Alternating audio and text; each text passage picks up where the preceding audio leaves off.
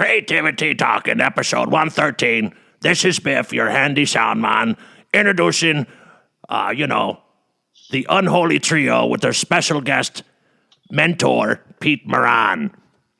Thank you, Biff. Yeah, as we said today, all of us are going to have one of our favorite teachers of all time, Mr. Pete Moran. And Jason, how you doing? Fantastic. How's everybody? Rob, how are you? I am fantastic as well. Okay, and now for the creme de la creme, Mr. Pete Moran. How are you, sir? Doing? Hey, Pete, a long time. It's been a long time. I am so excited for this. I am so excited. You have no idea. Oh, I'm with you, man. I'm with you too. 100%. It's like the school that we all went to. It was filled with musicians and artists and people who didn't have anywhere to go, people who maybe just went there to fill some time. But as in life, there's always these few teachers in your life that if they see a glimmer, man, Pete was the best salesman. When he saw a glimmer, even if you were quiet and kept to yourself, but you showed up and you did the work, Pete was your guy, for sure. Well, I was kind of that guy when I was young too, so. Well, yeah. I recognize similar birds of a feather. Right, and what was great about it was working with you and also having class with you is that you've already seen everything, and so you already knew the BS before it even you totally understood and you got it and you didn't get upset and you agreed. Well, I didn't know everything then. Still don't know everything. It's just a matter of, I was very lucky. I had good teachers who taught me. Yeah. Yeah. And Pete, I mean, I owe all my stuff to you. I mean, you're the one that introduced me to Pete Yonalos and, and all that kind of came with that, when we did the Whitney Houston tune for the Bodyguard and, yeah, Number one fastest selling single of its time. Not too shabby. Yeah, it sold. That record sold. Yeah, that was the biggest. But in a lot of cases, I do stay in touch with a lot of former students.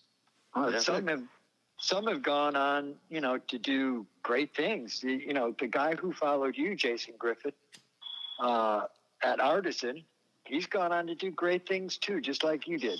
Oh, fantastic. I think he's done, 6 or 7 Super Bowls. Oh, wow. Yeah, and he works all the time. Nice. Yeah. And we're all older, and so, we were young back then. I was, maybe a decade older than you guys. Yeah. Right. But I had just gotten very lucky with a lot of teachers, not, just in audio or anything. You have to learn how to learn. Yeah. Yeah. And what was great about you is that you weren't the stencil of a teacher. Like, you were your own man. And you came in and you're like, hey, if they're interested, they'll follow. If they don't, whatever. But you would still try to help the people who didn't want to follow. Yeah, well, my mom, not to get into that, but my mom was the smartest person I ever met. And she was a teacher. And so she explained things. In 1979, my mom, I was a 19-year-old punk kid who thought he knew everything. Right. You don't say. My mom, I'd already moved out of my parents' house, and I was living in a warehouse, and I was going to learn how to make records. And my mom came to me and said, you never took classes in computers, and you need to take classes in computers, for the future. Right. And back then, in 1979, the computer did not have a mouse. Yeah, it was still the Apple II, right. The original Apple II, where you had to code everything. Yeah, that's what I learned.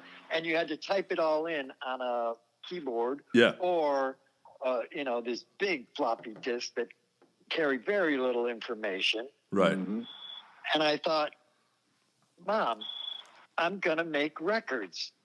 You can't make a record on a computer. Right. Duh. Mom knew What are you new? My mom said in 1979, Right. and she wasn't some computer expert or know anything about how a record was made. Right. You know, the records were made on a machine the size of your refrigerator. Absolutely. Well, gentlemen, let's all toast Pete's mom. May she rest in peace. My mom told me in 1979, someday all records will be made on a computer. Holy cow. Yeah. I thought she was insane. Right. And but she had raised. I'm one of 9 children. Oh, wow. Yeah, so that's 33 meals a day. Yikes. Well, that's why she was so smart. and a job as a teacher. Yeah. At the high school that I went to. Amazing. Where did you grow up, Pete? I grew up in Fort Lauderdale mostly. I lived until I was 13 in Chicago. Yeah, boy. And we moved down here in 73. Okay. But when you get a mom who raises 9 kids, if she says you're taking a class in computers, Yeah. you can pitch and bitch all you want. Right. You're taking a class in computers. Well, and probably you were Chicago Irish Catholic, right? Oh, yeah. Yeah. South Side. Right? So you listened. Well, you know. Right. I had to. Right, exactly.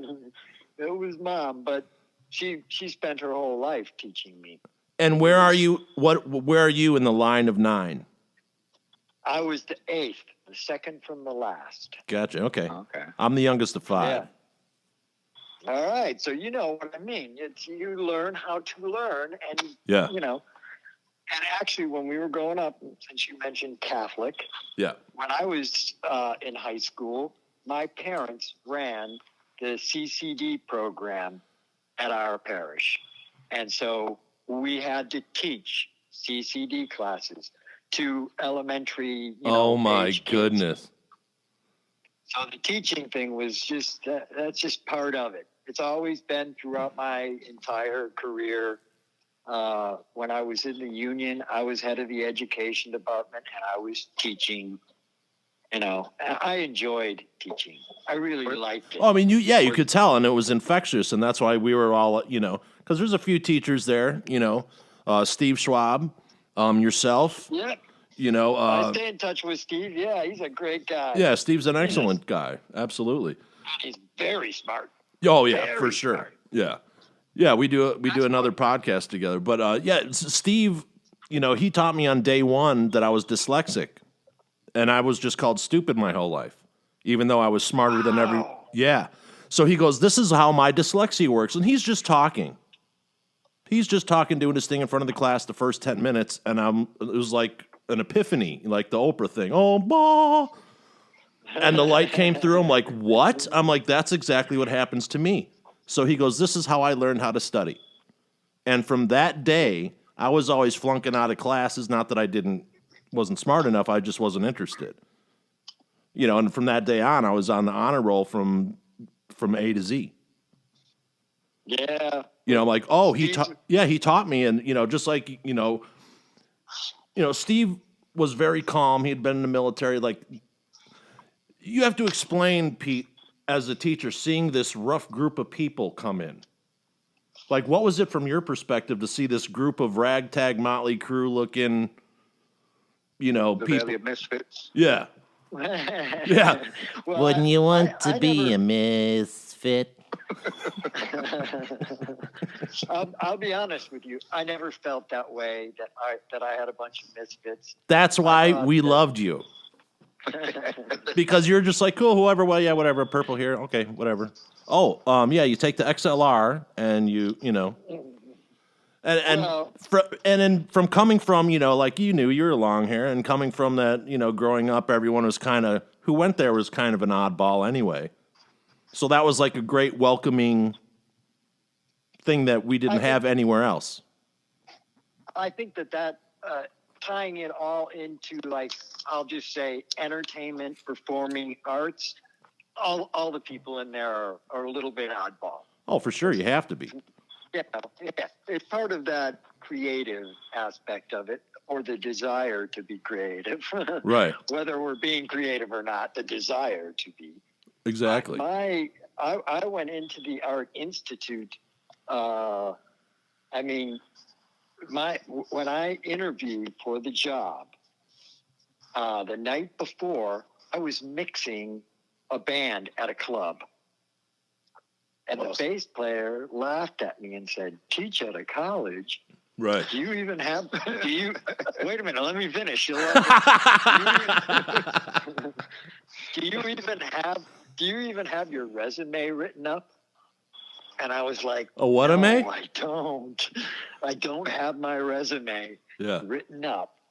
And so on the back of flyers for that band, they were called the Muggle Brothers.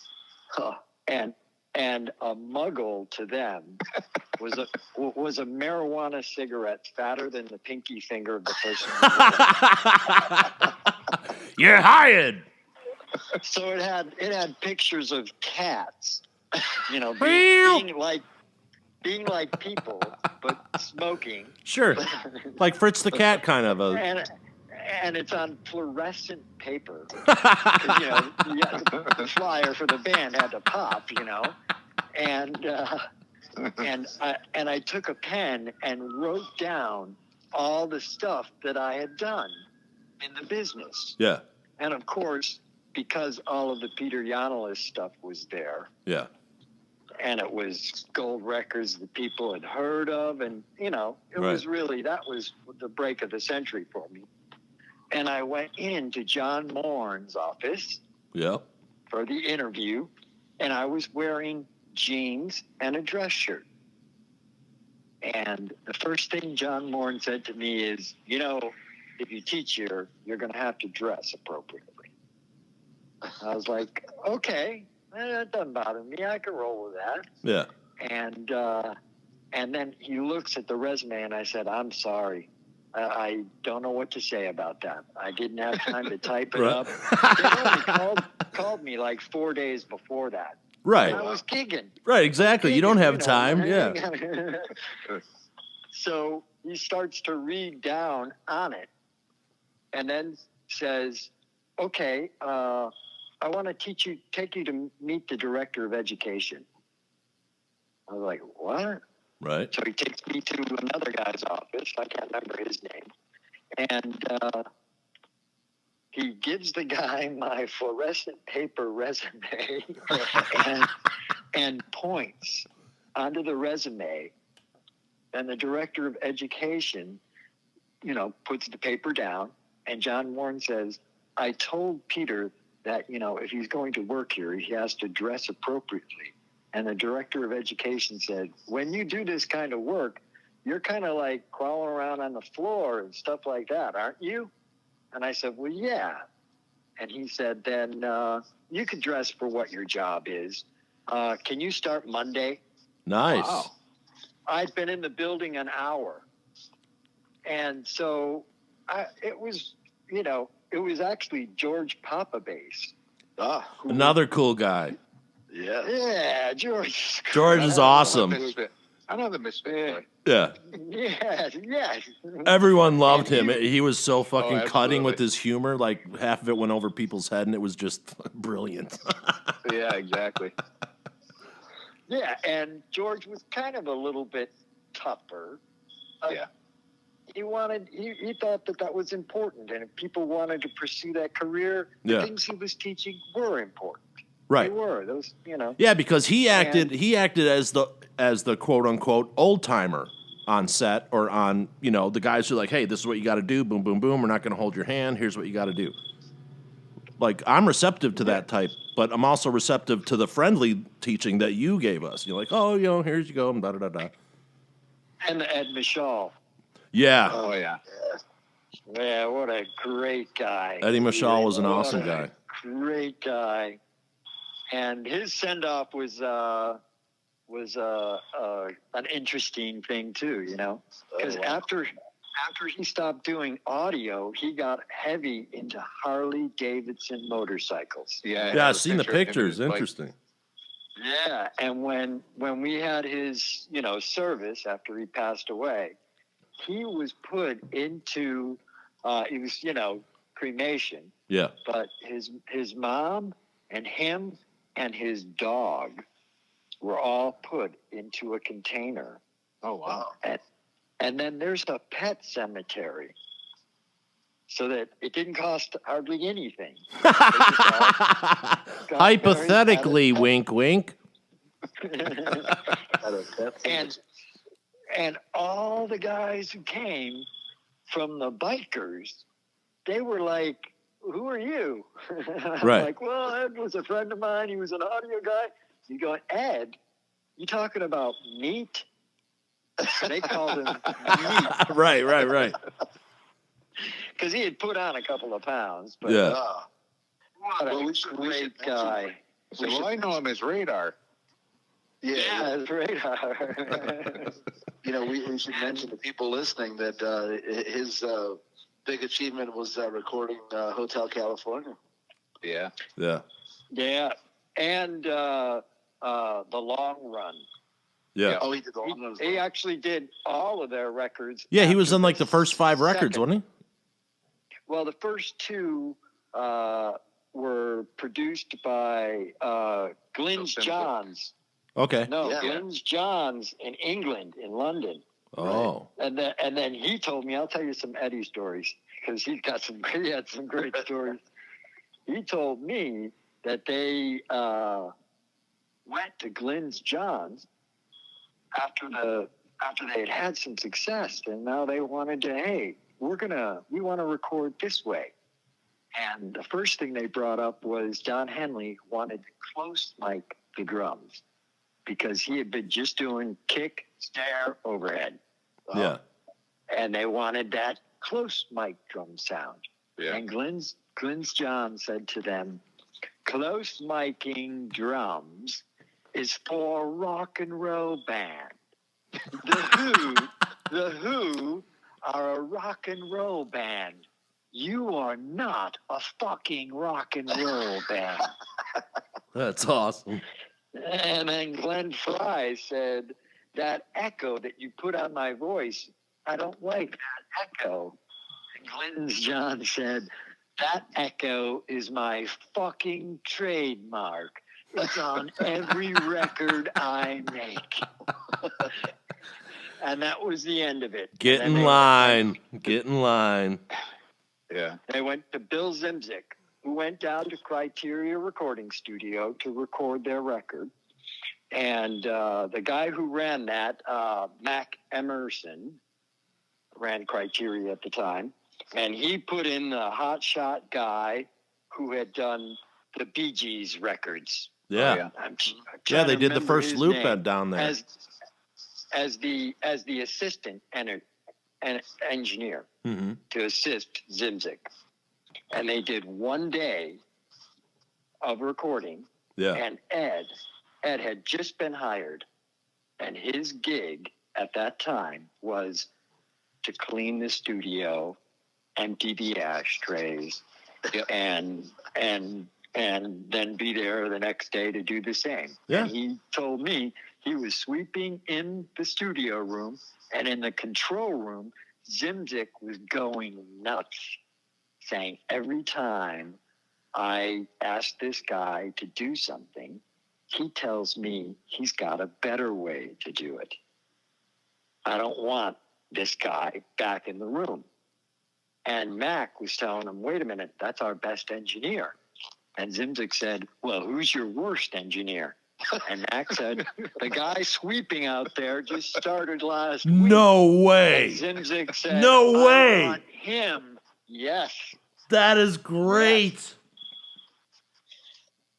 Oh my God, that is awesome.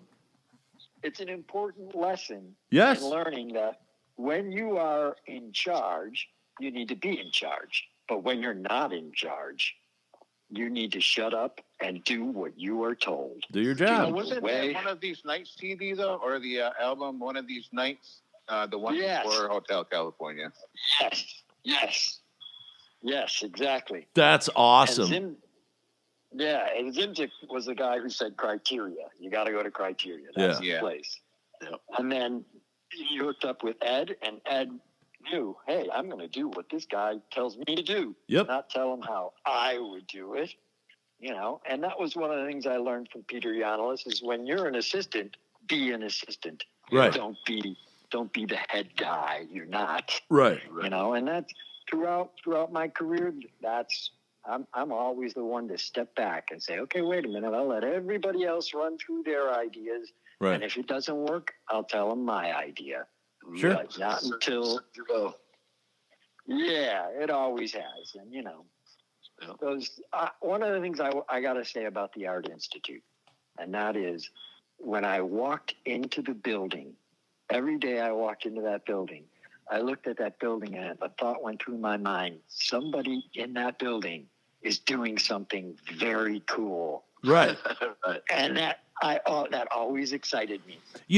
Always excited me. And a lot of the people that went there, they'd always bitch about how much they're paying. And it's like, me and Rob talk about this all the time, and me and Jason have had this conversation where, man, we got probably about 5 times the amount of what we paid in just an equipment rental. Oh yeah. Yeah. And like people don't know how to quantify shit. It's like, no, like we were making money, we were working, we were working for free, we were doing everything that came along because how else are you going to learn? Yep.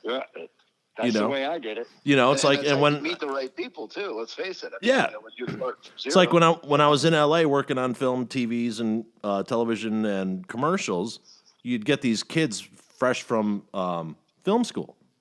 And the first thing I'd tell them, I'd be like, stop telling everyone you went to film school. Stop. Right. Because, like I'm like, hey man, what's going on? This kid's like, well, I'm a director and this, that, and the other. I'm like, okay, Spielberg, you need to take this trash can and you need to clean up the back 40 so we can be ready for the next shot in 20 minutes. You got it? Cool. Go Okay. get the general. Yeah, it's fine. You're not Spielberg here today on set. Today you are a production assistant, and you need a job that needs to be done, and you're just as important as everyone else here. So, Yeah, and I think there are some people who do go into the business for the ego. right? Yeah, And one of the things that Peter I do Yanolis not. taught me was don't care about that. And he hated when everybody would come around and talk to him about, well, when you did the blah, blah, blah, blah, blah, blah, blah. Right. He'd be like, oh, I hate that. And so it became part of my persona also. And, being a sound guy could be a humbling experience. Oh my God, yeah. There are times when you're at the mixer when you're going, God, would you just open up a hole in the earth and swallow me right now? And Drag me so to you have hell. you have to develop that. And I've learned also, one of the things, when you're young, you'll mix anybody. Yeah, I just want to mix. I don't care. yeah. And I would, when I was working for Peter, we did this Spanish television show called Sábado Gigante. It was broadcast in 250 countries around the world. Nice. Now they just stopped production like 2 years ago. Yeah. And, Channel 23 now has studios that I would describe as palatial. Really? When we started doing Sábado Gigante, Channel 23's entire broadcast facility was 2 trailers at the base of a transmission tower. Oh wow! Nice. One of the trailers was the set for the newsroom for their news broadcast, Yeah. and the other was everything else technical. And we were shooting it at Channel 2 in North Miami by Criteria. Mhm. In their studio, and Sábado Gigante made Channel 23 wealthy enough to build palatial Oh yeah. studios. Yeah. But they would work 1 week a month and try and get 4 shows. Sure. So they were done. Yeah. And it was kind of a problem because the show originated, without going into such a long story, but it was the entire broadcast day in Argentina. Wow. They turned on the transmitter at 10 o'clock in the morning, and this guy went on. And at 8 o'clock at night, when his show was over, 10 hours live, they would shut off the transmitter. And it got so big, they wanted to have big stars on it, but nobody wanted to go to Argentina. So they did a 2-hour international broadcast version of the show that they shot in Miami. And so every month he would come into town, like he would do Saturday, 10 in the morning till 8 at night in Argentina, fly on Sunday. Monday, we would start shooting the shows, shoot Monday, Tuesday, Wednesday, Thursday, and if necessary, a half day on Friday. And then he had to fly out to go back to Argentina to do the rest of the 8 hours live. God. He had to do live. So they wanted it in a week. And they didn't care what it costs. Right. So just like you're hearing about movie sets now, Oh, they yeah. go 18 hours. Oh, I can tell you do stories. 18-hour days. The longest And day I by ever the did time- was a 27-hour day because the director came in from Japan. It was a ice beer commercial. The first AD spoke 10 words in English: cut, roll, yes, no, coffee, cigarettes. You know what I mean? And it was a 27-hour day because this is the hole that they had to fill. I mean, that's how long the guy was going to be here, and he's flying back to Japan. It was crazy. You know, and people get hurt. well, And so- if I hadn't have dived and saved Aaron, he would have gotten crushed by a 10K light. I mean, there's accidents that happen accidents happen for a Yes. reason, you know. Yeah, and sleep is one of them. Yes. But because they were so rushed on it, they didn't care what it cost. Right. So over time, it was ridiculous. In a week of doing Sabado Agante, I would have my month bills covered with plenty to spare Right. in a week. Right. Now So- that's what was great about freelancing. So the other 3 weeks of the month, if I didn't have any work, it didn't matter. Exactly. So I would go to the Musicians Exchange on the weeknights Nice. when there was no sound guy for the band. They in many cases never even turned on a mic. And I went there and I said, "Hey, I'll mix you." They were like, "Oh, well, okay." We split the door. That's how we pay. We split the door, and there were acts like Randy Bernson. I don't know if you know that guy. Remember that Oh, guy? wow. That guy's fun. No, he to this day is still playing and phenomenal, unbelievable stuff. And so I would go, and he came up to me after the first night and said, "Okay, so we're splitting the door, and there's 4 of us in the band, and that's 5. The door made $15. Here's your $3. Hey. And I took the $3 and said, "Can I buy you a beer, man?" Right on. What are you doing? And I said, "Man, I heard your band. You guys sound good. I want to mix good bands." Right, Yeah. and just like you said about doing the gigs where you want the earth to swallow you up. You go and you do this show where maybe no one's there, and you find this unbelievable performer that no one's, and you can make him better. Yes. And then you eventually can build up enough clients Yeah, who are good. And then, to be perfectly honest, let's all be honest. Any sound guy out there should be honest enough to tell you they don't make the band sound good. We just turn it up. And we EQ it a little. Right. We're really just making them louder. And they're either good or they're not. right. But I will put a caveat in there. You- We can make a good band sound bad, though, too. Yeah. Yeah, you can make a good band sound great, but I mean, they have to have talent for sure. Yeah. And, you know, if they don't sound good, you know what they say. You can't polish a turd. Right, exactly. You paint All a turd gold, it's still a turd. All you get is shiny shit. Yeah, exactly. Okay, so I got a question for you. So you wanted to, in a warehouse, after getting kicked out of your house, you wanted to record albums and take a computer class that your mom told you to take. How did you pick live music instead of the recorded version? Well, it was what was available. You know, it was just, you know, determination, just like anybody else. Like, you know, you could talk about, oh, our teacher helped me do the blah, blah, blah. No, in the end, your career is what you make it.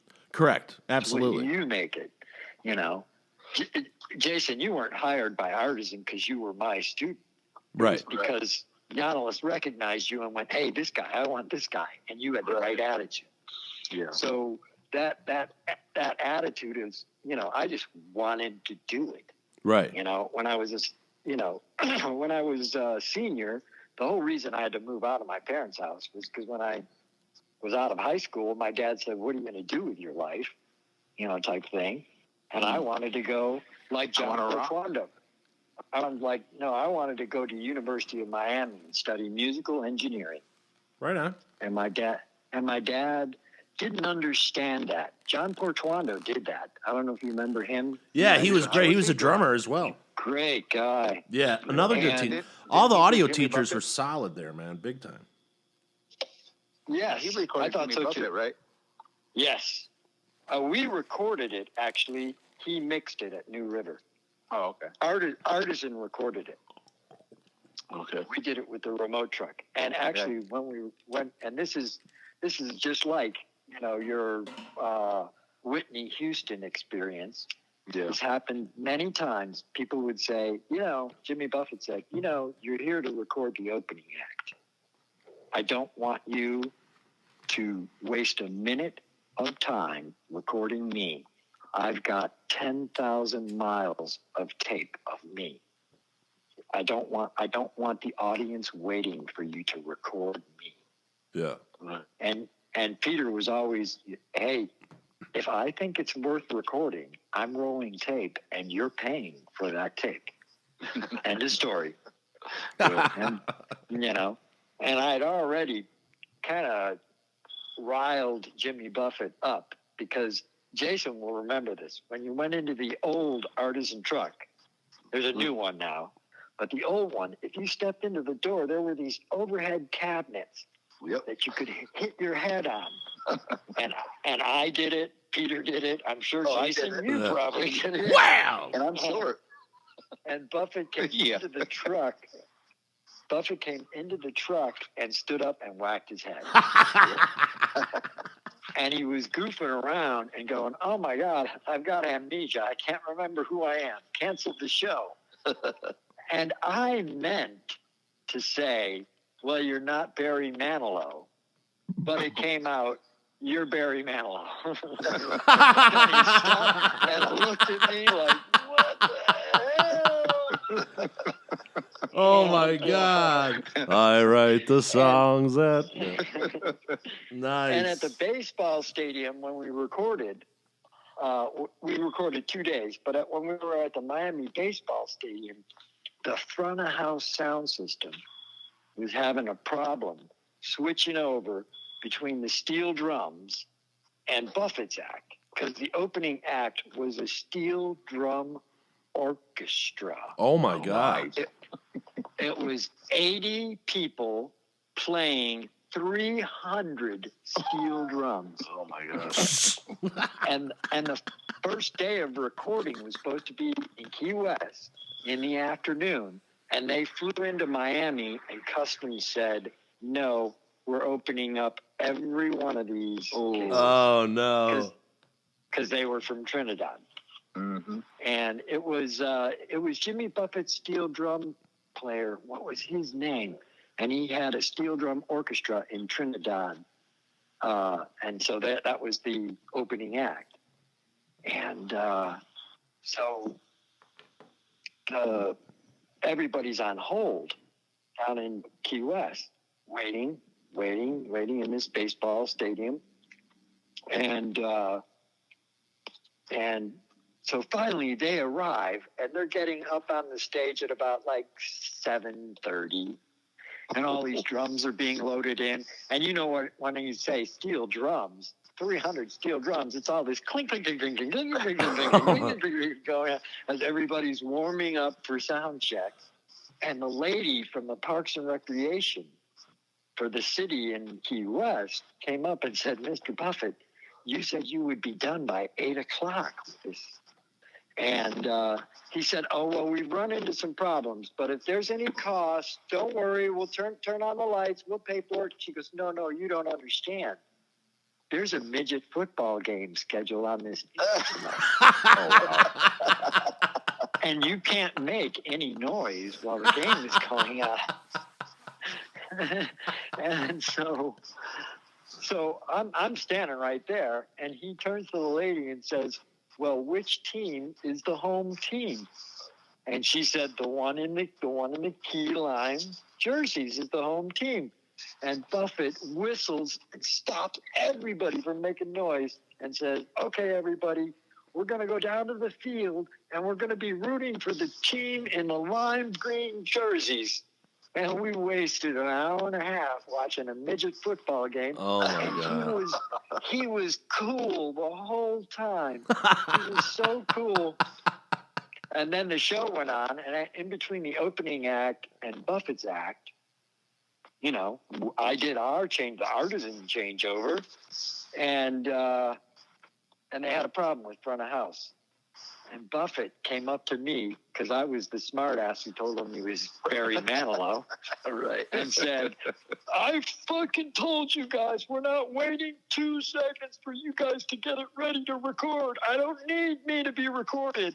And I had to go, Mr. Buffett, it's the PA front of house. It's the PA front of house that has the problem. And he stopped and goes, oh, well, can you help them? Because it was devastatingly hot. So after telling us he wasn't going to listen to what we were going to record, just like David Foster told Peter at the Whitney Houston recording, I'm not going to listen to what you record. That's hilarious. Then, 4 months later, John Portuando's at the Art Institute telling me, hey, I just opened up a reel that had your name on it. I was like, who are you working with? And he said, Jimmy Buffett.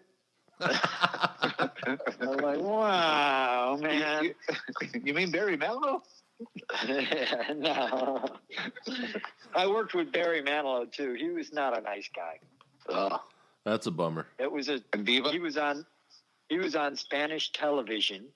It was Siempre en Domingo, which is also a huge Spanish television show, always on Sunday. Mm-hmm. And he wanted to appear in the middle of the night center, the venue we were at, in the middle of the audience singing at the Copacabana. And if you've been on a television set like that, like a musical show thing like that, the stage manager, on any stage, runs the show. Yeah. You don't do anything, no matter what anybody tells you, right, until the stage manager says you can do that. And there's a guy down here, Tony Perotti, a great stage manager, well known, and he was the stage manager. And we always ran into problems with giving people the wireless microphone, and then they wander off. Right.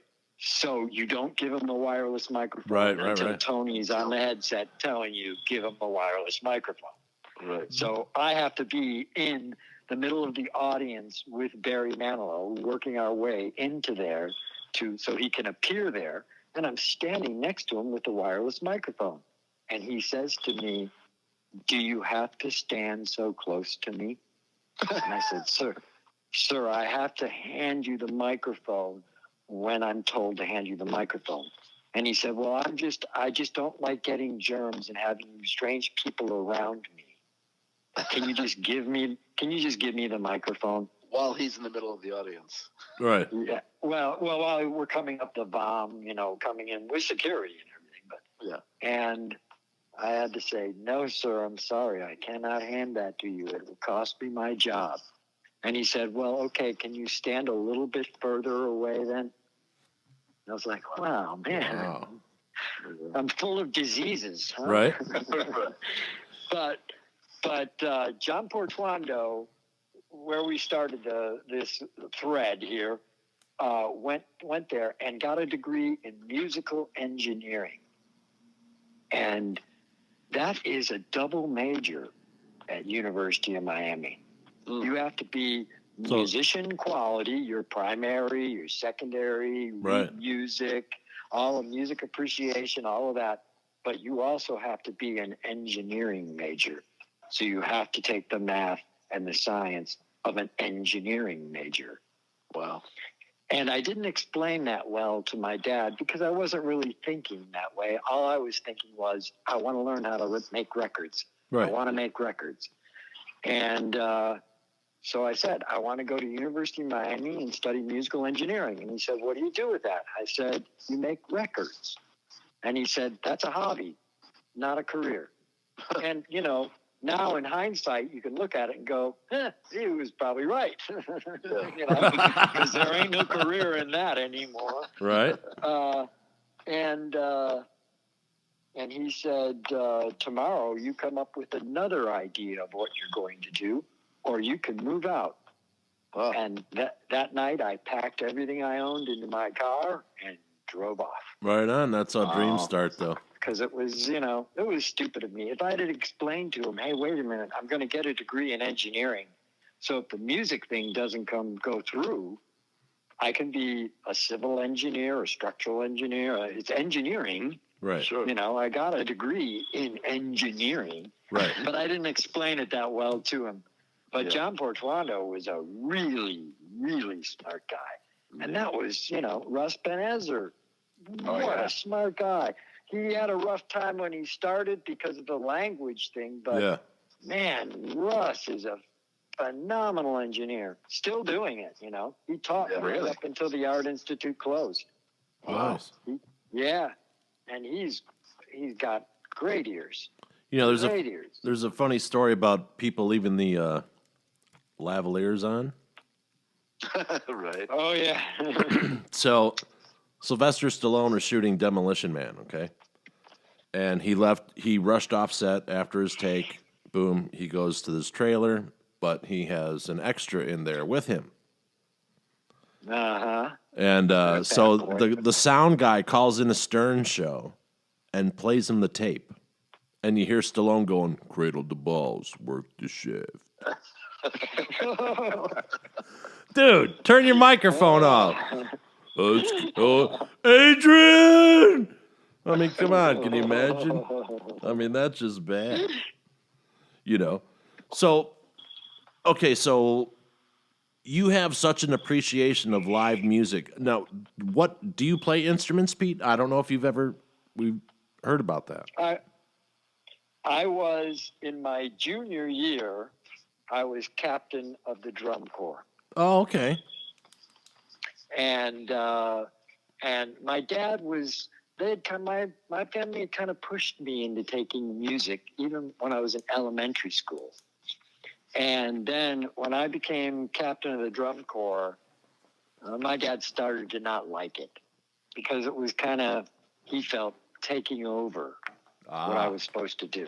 Right. And so in between my junior and senior year, my dad said, no more band. You can't be in the band. So since that time, I've barely touched drums. Barely touched them. But your love of music obviously is apparent. Because on your social media, like there's always lyrics, there's always, Well, I think that it communicates different than any other medium. We hear before we see, smell, taste, touch. Yeah. When we're in the womb, we hear. And the way that hearing works is different than all your other senses. All of your other senses are an electrochemical reaction. When you touch, there's a chemical reaction in your finger that makes an electrical signal that goes to your brain. When you hear, without getting too complex, inside your ear is a cochlea. Yeah. The drum vibrates in the cochlea, and there's a fluid in the cochlea that moves, just like waves move on the ocean. Yeah. And when they move, they stimulate little hairs in your cochlea, and it's like a hammer that makes an electrical signal that goes to your brain. So it's not a electrochemical, it's an electromechanical sense. And that's different than all the others. So it's always been an interesting thing to me, the way music can communicate something that words or pictures cannot. So so that's the missing link for why you feel music. Yeah, and why I love it is just I don't know. It's always been there for me. It's always, even when I was a little kid, I'd be walking around singing "Hello, Dolly" when I was like 3. Right. And everybody going, "Oh, you sing good," and I just loved it. Sing. Ethel Merman. Hello, Dolly. Yes. Absolutely. So, and then, of course, there's always the main reason why boys, go into music. Chicks like it. Oh, absolutely. So there was that attraction of, when I'm around there's a lot of girls going, yay! Yeah, like when I was in a band writing songs and they'd be like, hey, let's go, I'm like, no, don't play thrash. I'm like, you want chicks to dance. What do you mean chicks to dance? Okay, dude, if you want to play to like 1,000 guys, fine. I'm not my band, but I'd rather have like 600 girls there and 1,200 dudes added on to the 600 girls. You know what I mean? Unless you're Rush. Right. Right. Because those guys make a sound that's so good. Touche. They made a sound that was so good. Boom. I didn't care whether chicks liked it or not. Right. Oh, for didn't sure. care. Everything has its Yeah. place, but I know a ton of ladies that are into Rush. Slap Well, they're the back. late to the party Because they're good. Yeah, they're a great band. About their, Yeah. Like there's been a few great performance bands. Like Tom Petty had an amazing band. Yes. His band was Tench, Mike Campbell. oh my God, his Campbell. band was. And Little Steven right now has in my opinion, the best band going on right now. He's got like a 17-piece with full horns, 4 backup singers. who's this, Vince? What'd you say? Little Steven. Oh, I ran into him last night, but I didn't get a chance to talk with him. Yeah. That- yeah, he was- That's heady company you're hanging with, buddy. Yeah, Right. he was at the cutting room last night with Steve Conte. Steve Conte just signed with Wicked Cool Records, which is owned by Little Steven. okay. I saw you. And, Yeah, I saw you photographed him last So night. he showed up at the show, and I kind of waved at him.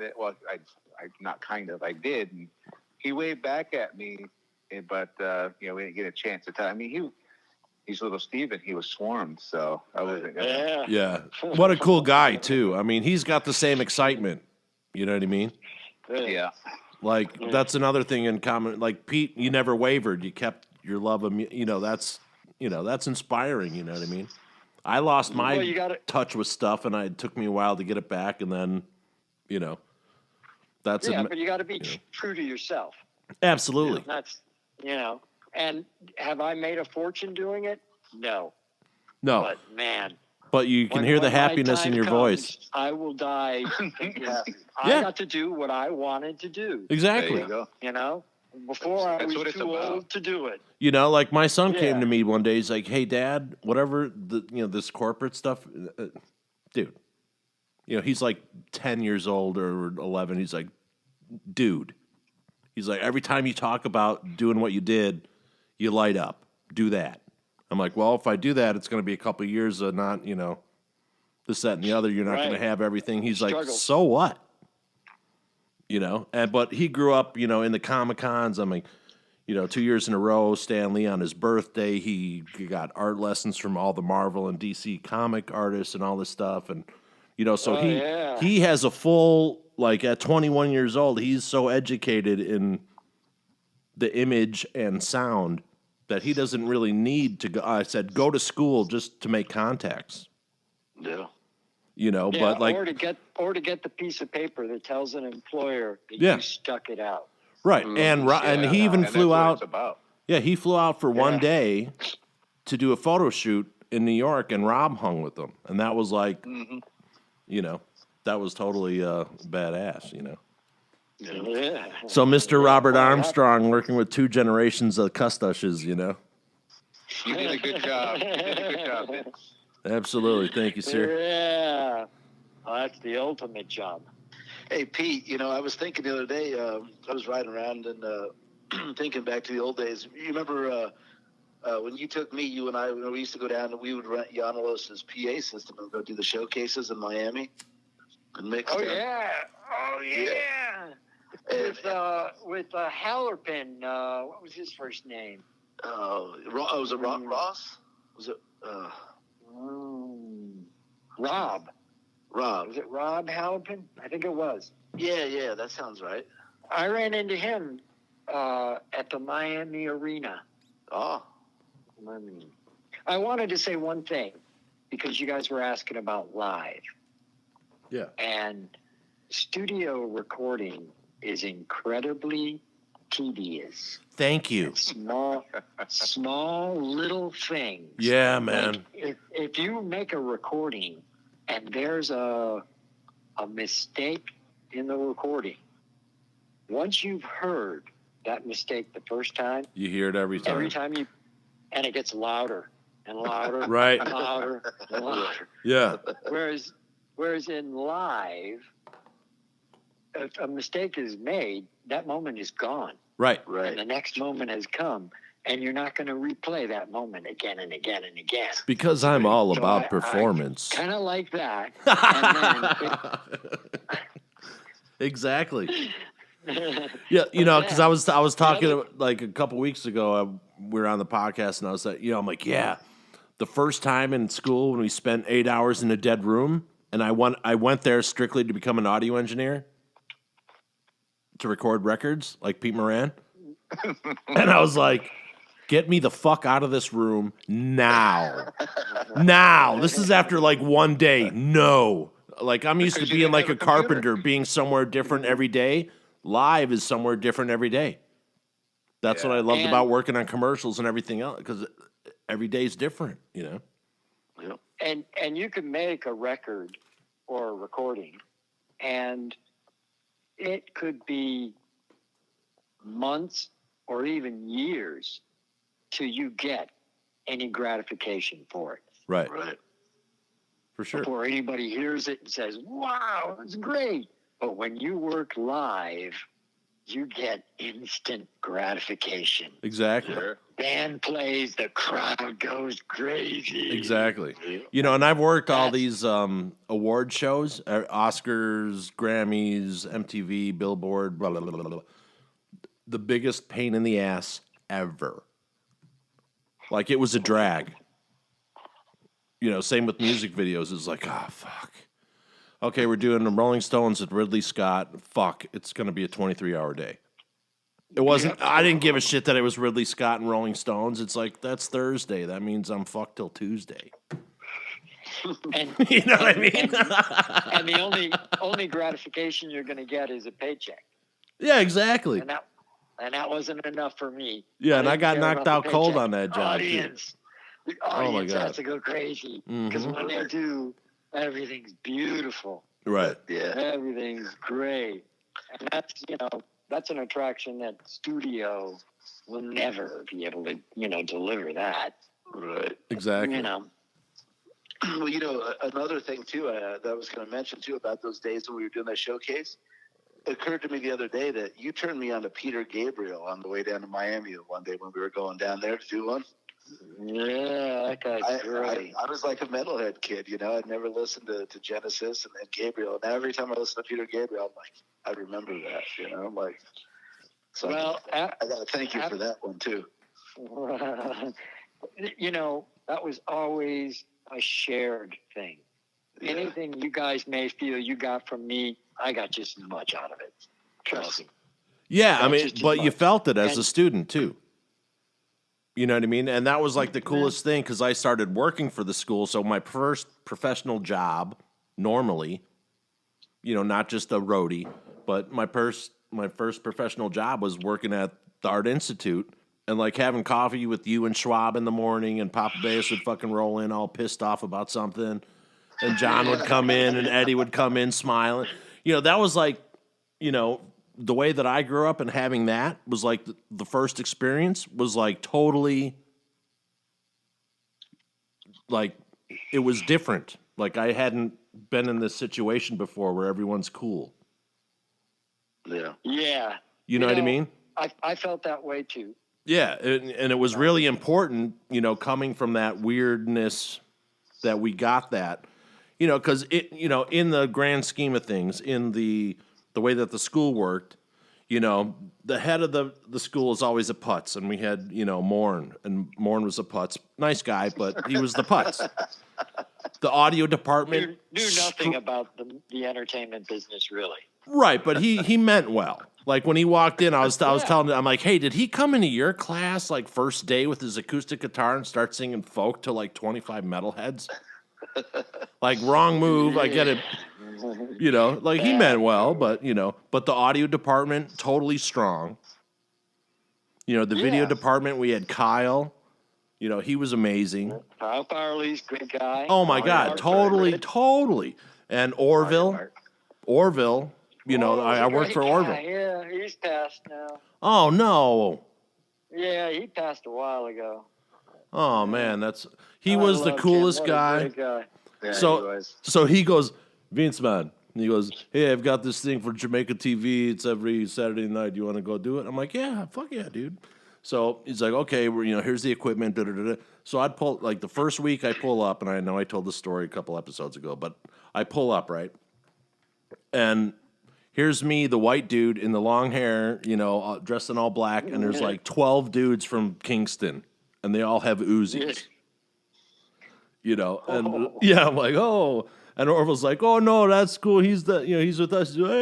So like for the next like 6 weeks, I hung out with these dudes from Kingston, and we did this show for Jamaican, for Kingston, you know, they had all the reggae bands from Jamaica, but they were in Miami at the same theater that we did the finals at. I forget what the theater is. It used to be an old church. Oh, The one that we did gotten past me. the one that we did all the finals, where Pete would bring his truck and everything. Not the Vignette Carol. Yeah. Yeah, Vinette Carroll. That was in Lauderdale. Vinette Carroll. Yeah, so we did it That's there. where we did our concerts. Yeah, exactly. Yeah. So it was just fun, you know, so that was but Orville, he goes one day, so we worked together, you know, and so we're talking one day. I'm like, yeah, you know, so tell me about Jamaica. And he's telling me stuff. And, you know, his family had a place in Strawberry Fields. And I'm like, oh, like the Beatles song? He goes, yeah, man, that's where they got that. And he tells me the whole story of Lennon and that whole thing. And he's like, you know, anytime you want to visit Jamaica, you're welcome in my family's house. I'm like, dude, that's totally cool. So then he goes, you know, a delicacy is eating, you know, bull testicles. Oh. And he never, ever should have told me that, because he'd be doing something, like he'd be totally concentrating and just go,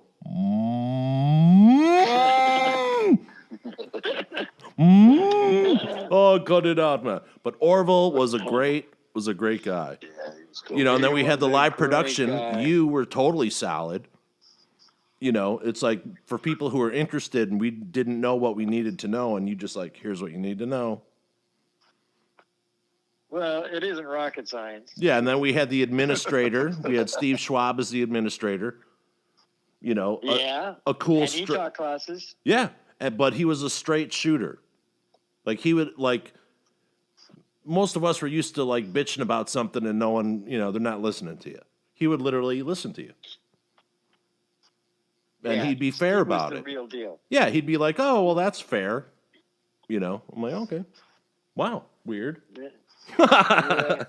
You know, I think that's so what makes a good teacher, though, too, and it Yeah. is a teacher that actually listens to you. And I think one of the great things that I appreciated about you, Peter, when you taught us, is that you fed off our enthusiasm, in which made you a little bit more into teaching.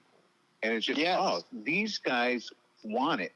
And I can see these guys want it. And you kind of fed off our enthusiasm, and you were able to connect with us that way.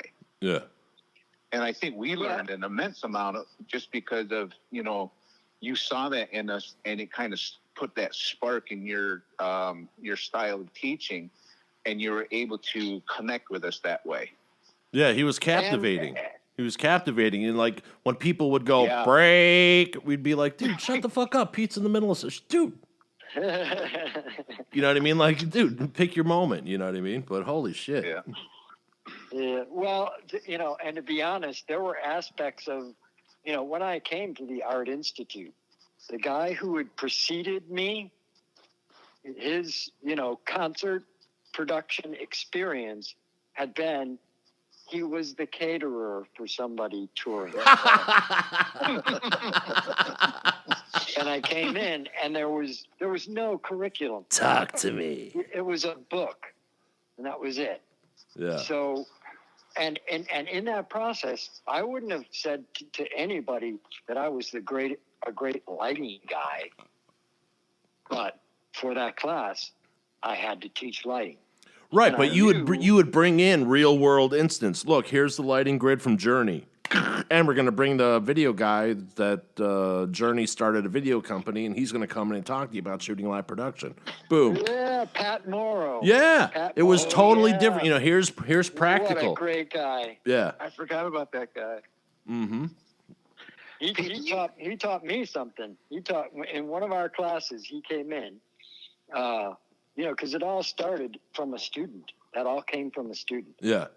Who was interning for Gloria Estefan in her comeback tour after she broke her back. Yeah. And Nocturnal Video was the video company. Yep. Yeah, I was supposed to. I had to turn down a job because I was on something else, and then he never called me again. But yeah, unfortunately. Well, because we showed that video, I'm trying to remember the young lady's name who was the intern, but she was down there and saw him walking around and said, "Hey, you're Pat Morrow, aren't you?" And he's like, "How the hell do you know who I am?" She said, "Oh, our teacher at the school shows a Journey video." And he goes, "Your teacher shows that?" And she goes, "Yeah." And he said, "I want to talk to him." So Nice. she put us in touch. And the first thing he said is, "I want to come to your class and talk." And I was like, yes, Yeah. come talk. And then you also had the drummer from Paul McCartney's band. What was his name? Oh, I can't remember it. He's like, everyone talks about Paul McCartney like he's this brilliant guy. He's like, look, he writes as many shitty songs as he does brilliant ones. And that was like cool to hear. Like on. But he doesn't give up. Right, exactly. Yeah. But Pat Morrow came in, and students were asking him questions, and one said, "Well, now you're a manager for a company. Do you ever miss actually being the operator?" Oh. And he said, "I started out as the lighting guy for Dr. Hook and the Traveling Medicine Show." Oh, wow. Cover of the Rolling Stones was their big hit. Yeah. And he said everybody on the crew had to pick a backline because, when an artist performs on a stage, you're selling them as a superstar. Yeah. Mm-hmm. And after the show's over, you don't want to see that guy breaking down his own drums, wrapping up mic cables, Right. doing that sort of thing. So every guy in the band had to pick one musician and handle their back line. And of course, nobody wanted to do the drums. big boxes. They're heavy. It's all of that. And Fucking so cymbals. Pat Morrow said, so I told him, okay, I'll do the drums. And they turned to him and said, okay, you're the tour manager.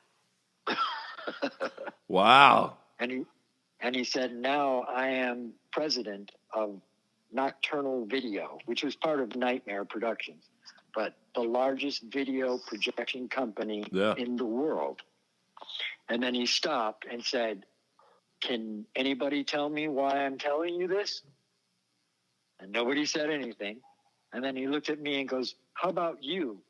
And I said, the only thing I can come up from that is, if you want to be president of the largest video projection company in the world, learn how to set up drums. And he said, exactly. You never know. Doesn't make where any that's gonna sense. come from. No rhyme or reason why things connect, No, it's your attitude. Yeah. That's the only thing, is Yep. I'm willing to do whatever needs to be done. And work ethic, yeah. And to a certain extent, a lack of ego. To Yeah. be able to say, that's not beneath me. Right. That's not beneath me. What makes it better? If What makes it better? If a guitar player, their 9-volt battery in their guitar dies 30 minutes before the show, and nobody has a 9-volt battery, the last person who goes for the 9-volt battery is the guitar player. Right. Because without him, you don't have a show. Right. So if I need to be the guy who does that, I'm on my way. You got to have that attitude, to pull it out. Yeah. And, and then I went from the Art Institute to the Miami Arena.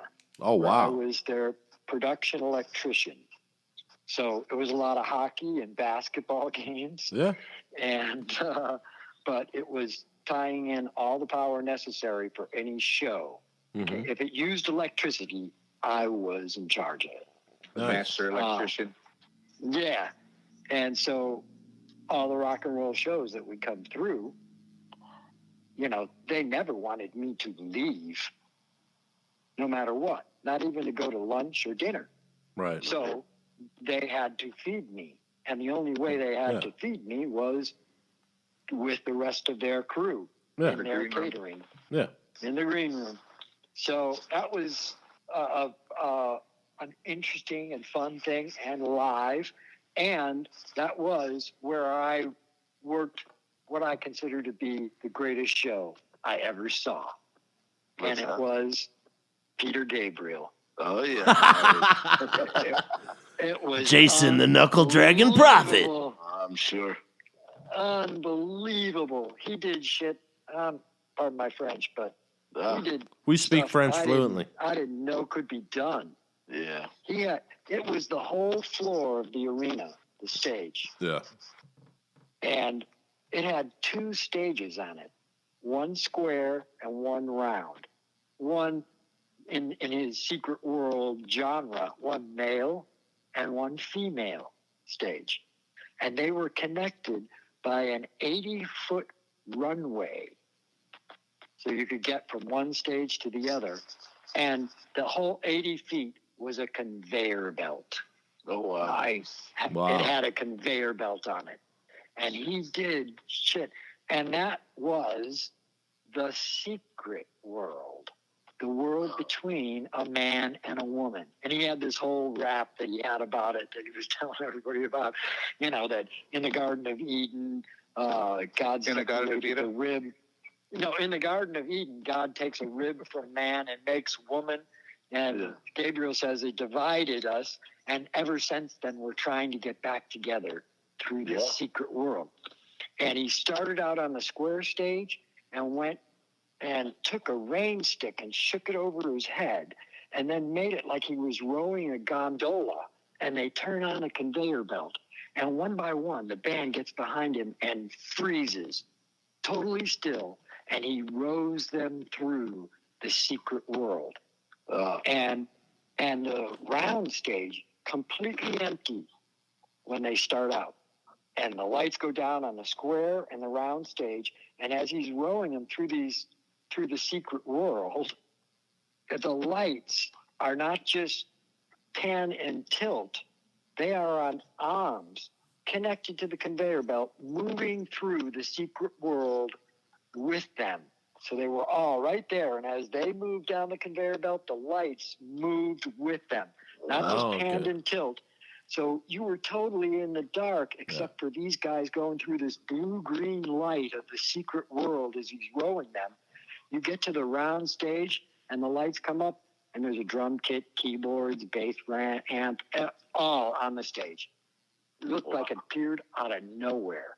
Wow. It was unbelievable. And then at the end, the round stage, they're all on the round stage, and Gabriel's talking about how this is the last show of the tour, and they're tired, and we're looking forward to getting home, and we got to head to the airport. And you see a roadie's head pop out of the stage, out of the right by the round stage, and he starts throwing luggage on the conveyor belt. And the conveyor belt takes the luggage all the way through to the square stage, and there's a roadie there taking the bags down. And they leave one bag on the stage. And Gabriel walks up to the bag and opens it up, and one by one stuffs the band into the luggage. Oh, wow. That's Tony Levin tries to break out, and he's got to sit on the luggage, like when you really pack the bag, he's sitting on the luggage, and then he picks the luggage up, walks out to the round stage, to the center of the round stage, which by now is entirely empty. No drums, no keyboards, no amp, nothing. And there was this big round dome over the stage, and that dome lit up like a spaceship and came down over on top of him. And when it hit the stage, there was a second where the audience was probably like me going, holy shit. And then 17,000 people exploded. I never heard anything like it. It was a phenomenal show. Nice. Phenomenal. I worked for a professional corporate photographer, my years after the Art Institute, and we were actually catching a flight. We were at an airport in New York, and I actually bumped into Tony Levin. He was on the same flight as me.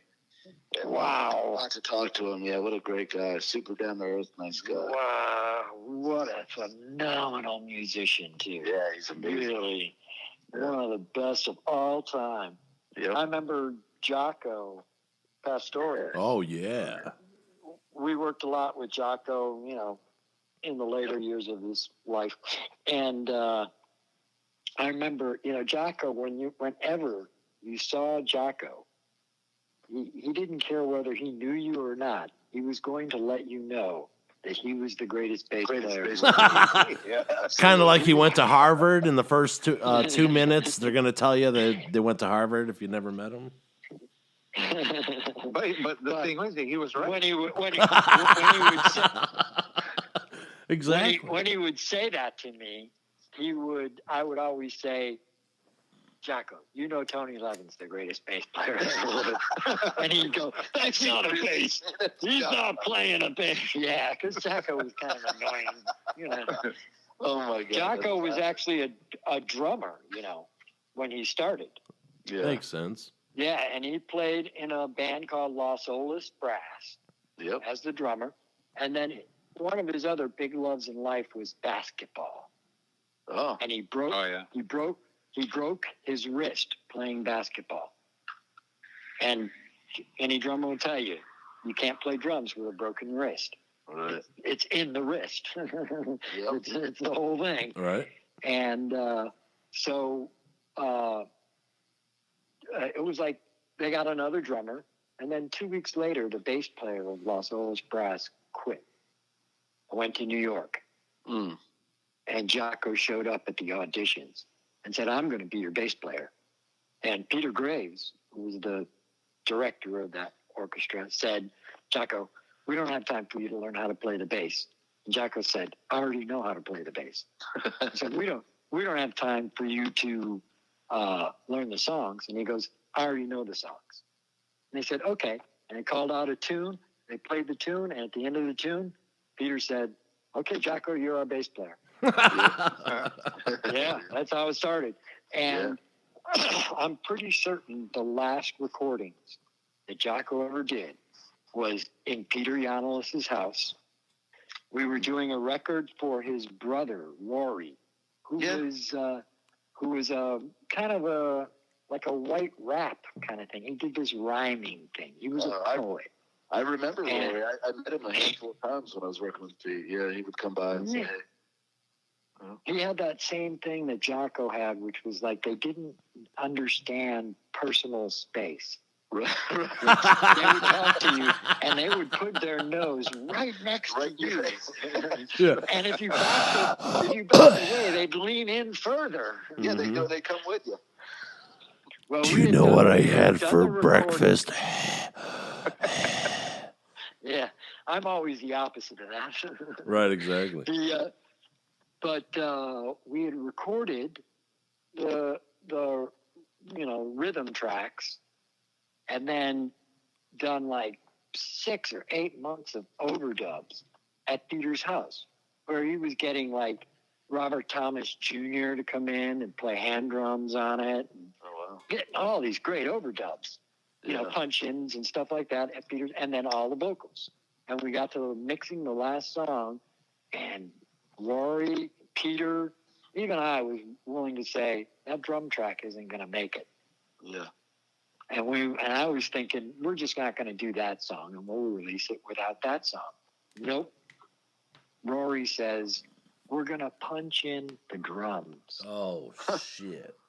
And I'm like, you're going to hear click, click, click, play. And now the drummer, instead of everybody following the drummer has to follow everybody else. I said, who are you going to get to play the drums? And he said, Jocko. So we set up a drum kit in Peter Yanolis's living room, and Jocko comes in, and he's smoking a cigar. And Jason, you'll know that Peter hated smoke in his house. Hey, Peter's walking behind him with an ashtray going, Jocko, you know how I feel about... And Jocko would just turn around to him and puff the cigar into his face and go, yeah, right. And then we sat down and we played the song once for Jocko. And he said, well, I heard it before. Rory played it before. I think I know. I'm ready for a take. So we do the first take, and wow, it was unbelievable. It was phenomenal. And he says, tell him, because Yano's out in the truck, I'm by the drum kit. Tell him to take it back. I got a better one. Oh, and I'm thinking, oh, no. We got it, Jocko. We got it. And then he says, tell him to take it back. I got a better one. So Peter rolls the tape back. We roll it again. Second take, keeper. Nice. Wow. Even better. Jocko was a great Genius. Yeah. So, Rob. You know, the last thing I worked on with Pete before I left was he had the birthday party tapes, and he those down. And it was funny because, I'd left and some years went by, and I was feeling a little nostalgic or whatever, thinking about the old days. And I said, I wonder, because you remember Gar, his lawyer friend? Yeah, Gar Hogan. Gar Hogan, yeah. He went to jail. He did. I did not know that. He's a lawyer. Whoops. Gar was a good guy, though. Yeah, he was cool. But I think he was trying to shop a deal, and I never really heard, how it all ended up. But I went on the internet, and people are like, oh, yeah, this album's great. It's been out for years. And I was like, glad to see that, it had actually, finally got made. Yeah. That was the word of mouth orchestra. Yeah. Nice. Michael Brecker, right? Yeah, Michael Brecker, Michael Stern, the guitar player. Yeah. Is it Michael Stern? I think it's Michael Stern. Unbelievable. That guy. Oh, yeah. Nice. That was a great night. Was Branford Marsalis on that too, Pete? I don't remember Branford Marsalis being on it. Okay. It was the Brecker guy. Michael Brecker playing the Iwi. that electronic wind instrument. Yeah, that's right. Unbelievable. So Rob, Great. Yes, sir. out of all the acts that you managed when you were working with the musical acts up in upstate New York, what was the best performance, or one of the top 5? That's tough because we did have.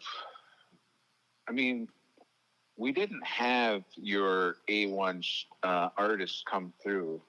We did have. I guess you want to call them the B lists. But, Yeah, but the B list there is were- A list to some people, you know.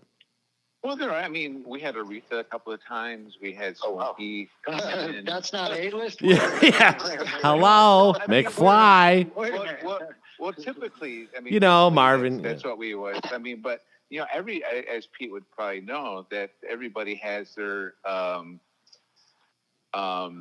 ticket price. Like, you know, Stevie Nicks. I'm not coming into your casino and You're without guaranteed. a $350,000 guarantee. Right. And then you've got, Kenny Wayne Shepherd that does a one-off, and you're only paying him $15,000. So it's kind of like, typically that's how it worked. So if you've got the money for Aretha, yeah, and not only that, but Aretha loved the casino. Well, I should specify she loved the buffet. No, it's no joke. She would actually, on her way through, no matter where she was going, she would call ahead and say, "Hey, I'm going to be here. My party's going to be here. We want to have the buffet at 10 p.m." And she would close down the buffet so that her entourage could eat. Oh, wow. And there were many times when she did that. These two white boys came in. They ordered 2 fried chickens and 2 slices of toast. Jake We're gonna Elwood. get together. We're gonna get back together. Aretha's awesome, though. Yeah. But I really can't narrow down the best show. We did have quite a few. Performance-wise. Kid Rock put on a great show. Yeah. That guy's great. Yeah. I think he's lost it. Multi-talented. He is, and he's lost it over the couple of years, but he still put on a great performance. He plays all the instruments, doesn't he? He does. Show. He Yeah. plays drums. Yeah. He's talented, for sure. Exactly. Yeah, I was surprised at how talented he actually is. Again, it's really hard to nail down my favorite performance. I wasn't actually at every single performance, but Skinner puts on a great show. Yeah. I was surprised as hell how what's that guy that's Baby Did a Bad Thing? Chris Isaac. He does a phenomenal show. And He's a good singer. he is. And Boss Skaggs, he's a phenomenal guy. Oh, he's yeah. great. He's great. That's A-list to me. Oh, for sure. Yeah. You know what I mean? That's A-list to me. But I kind of attribute, everything that I learned from you, Pete, to get into the position that I was actually in, because the casino called me and said, we do have a position for a concert production if you want to come in. I was like, no, I'm good, because I was actually doing satellite uplink. I was a satellite uplink engineer for a cable company, and they were paying me pretty well. And eventually, with John Regas and everything that happened, and Empire Sports Adelphia went black, and I kind of already had my foot in the door with the casino. So I went in and I just climbed the ladder. And it's just, the stuff. I mean, there were a few things that, you did teach me that I, applied to what I already knew. But it was just, you take on lighting one day or 1 week or 1 month, and you learn the dimmers, you learn the consoles, and then you jump into gelling the park hands and, building the truss and hanging the truss. And then it got into soldering the Socapex and all of that, and that it just that got me into rigging and all the safety that's involved with rigging, and the next thing you know, I was that guy bringing in drum kit too. You know, miking up the drums, setting up the drums, and nowadays you've got a microphone on every tom, and you've got your you still have your overheads for the cymbals, and you've got your snare and kick drums obviously, and you know all your everything. And that's how I ended up being the entertainment director or manager for the casino. So I was in charge of two 2,200 seat performing arts centers, doing IMAG, image magnification, easy for me to say, and One more time. procuring all the video equipment, projectors, and hanging truss for the screens and all of that. So it's kind of like it wasn't no vignette theater, but Carol Vignette Theater, but it was still I still learned. That's because you the key word there is you learned. It wasn't just me teaching you. It was because you learned and you paid attention, not just to me, to Steve Schwab and other people. Yeah. But since you brought up soldering, I'll bring up my brush with fame with Pink Floyd. Oh, I got a Pink Yeah, Floyd after you're done with this one, Pete.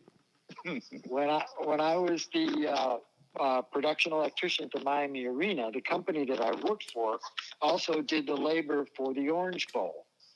And Pink Floyd started their American tour for Division Bell at Joe Robbie Stadium. Most tours that come to Miami, it's either the first show of the tour or the last one.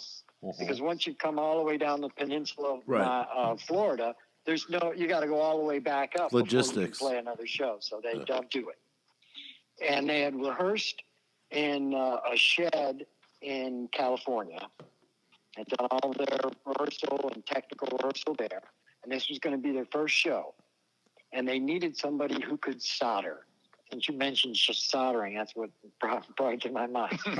So Ding! I was pretty decent at soldering, and the analyst taught me a lot of that. And he taught me too. So I got down there, and the guy says, "Okay, these cables are the cables for the dolly motors on the screen." Pink Floyd had a round screen that was surrounded by Verilights. And the screen could move up and down stage, front and back. Yeah. Or it could tilt and be like a roof and go up and down. Yep. Oh, yeah. So it had these special trolley motors that they had for it. And all the cables, when they started in the shed, were 300 feet long. And now they knew where the control point for it was going to be on the stage. There at the stage, some of those cables had 200 feet more cable than they needed. And they didn't want all the excess cable laying around. Right. So they wanted all of them to be cut back so that there was 12 feet of slack, no more than 12 feet of slack on the cable. Wow. And then, so they wanted us to chop off the multi-pin connector. Oh, my God. And resolder it on. Now, these were big multi-pin connectors. Mm-hmm. And at Artisan, that was what the snake was like. Yeah. And the snake had 52 pins in it. I thought it was 64. Holy shit. Well, I thought it was 52. Because, the ground is... center. Is shared. Yeah. It's. But I open up undo this multi-pin connector, and there are 8 pins in it. And I'm like, oh, no problem. 3 hours later, I'm done. And I tell the guy, I'm done. We're ready to test. He said, you're done? I have you for 3 days. I said, well, you're going to have to come up with something else for me to do. He goes, let's just see how your soldering is. And he went and looked at my solder joints and said, oh, that looks good. Plugged everything in. It worked perfectly. Nice. I was like, oh, great. Okay, I got another job for you. And the skirt of the stage was these flippers. It was like a strip light. But the three sides of the actual housing of the light, but it was a long strip. One side had all the lights facing out. One side was brushed aluminum, and one side was just black. And they would flip them to whatever side they wanted. And then inside the strip light, each individual lamp was addressable. So that when the lights were showing, they could do text. Hey, teacher, and spell text with these lights all along the bottom of the skirt. It was a pretty cool effect. And the controller for the lights, for each individual light, was this card that was soaked in epoxy, so you couldn't reverse engineer it. But it was just electronics soaked in epoxy with some connectors right on it. Like Alexander Gumbel did on his amp, so nobody could see his magic. Well, it rained in Miami. It didn't rain in California. It rained in Miami, and they were malfunctioning because they weren't waterproof. So he takes me out. We take one of these cards out. He takes me back into the Dolphins dressing room, locker room, and gives me a plastic box and says, "Put this in there, and I want all the connectors external to the box and waterproof, so water can't get into the box." So that took me the rest of that day and half of the next day to do that. And I brought it to him and said, "I'm done." He goes, "You're done?" He goes, "You know how many of these we got?" I said, "No, 27. I said, 27? It's going to take me like 2 weeks to do 27 of them. And the guy said, "We're going to Mexico after here. Do you got a passport?" I'm like, "Fuck, Oh, shit. I can't go to Mexico. I got a wife and kids." Hijacked. And he says, "Well, let's put it in and we'll test it out." So we put it into the first unit. And he says, "Go down to unit 2 there and rip the one out of there, and you can start working on that one." So I stick my hand inside the light.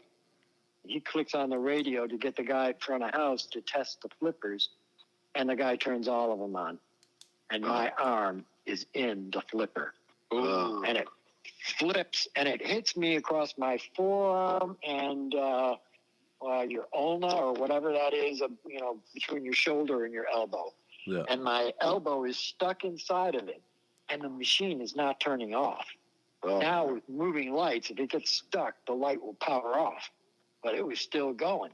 And I'm under the stage screaming. The guy's into the walkie-talkie going, turn it off, what the fuck are you doing?"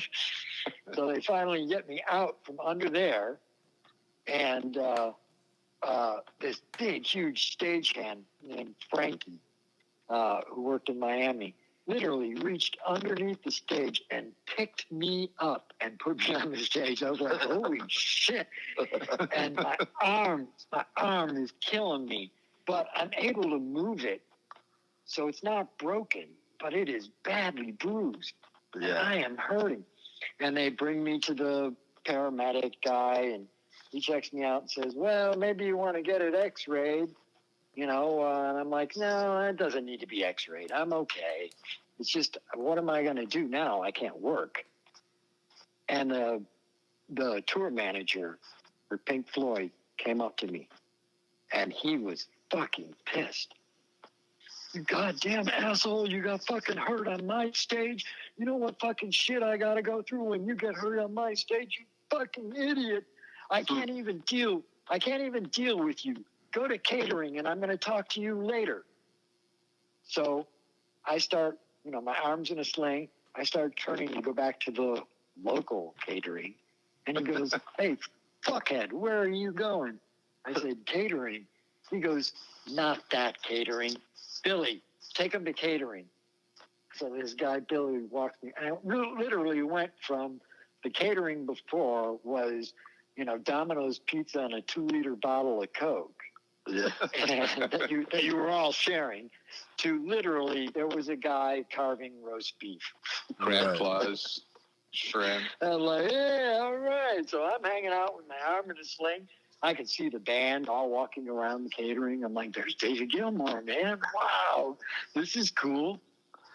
And the guy comes up to me. When they start their rehearsal, they clear all the locals out. No locals backstage, on the stage, anywhere near the stage. Everybody out. So they make that announcement, and I turn to Billy, who's been hanging out with me, and say, well, what do I do now? And he goes, I don't know. And then the tour manager walked up and said, well, in order for you to hang out back here, you got to have this pass instead of that one, and put a backstage pass around my neck. Oh, nice. And said, walk with me now. And so I walked with him, following him. We go up the ramp, and we're off to the stage right wing. And he says, stand here and don't fucking move and don't fucking get hurt, asshole. And I was like, man, why is this guy being such a jerk to me? Yeah. And then, while I'm standing there, here comes David Gilmour walking right by me. Oh, wow. Sees me in my arm in a sling and says, are you okay? And starts shaking my other hand. I'm like, I am fucking great. Here comes Nick Mason, Rick White. Who was the bass player? It was... John Karen? No, it was Pino Palladino. Oh, yeah. was playing with him? Oh, holy shit. I was like, oh, my God. And then the guy comes and goes, so, are you going to sue us? And I said, absolutely not. He said, okay, how about if I just agree to pay you 2 weeks' pay so you can recover and then go back to your other job? Right on. And I said, that sounds fair to me. He goes, okay, I got a job though right now that I need you to help me with. I was like, okay.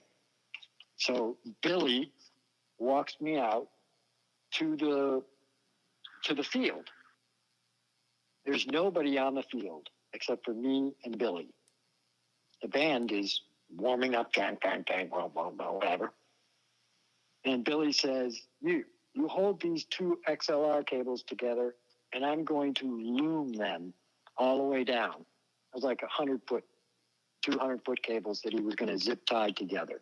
Mm-hmm. You hold the ends so they stay at the same end, so they don't, so they're the same length.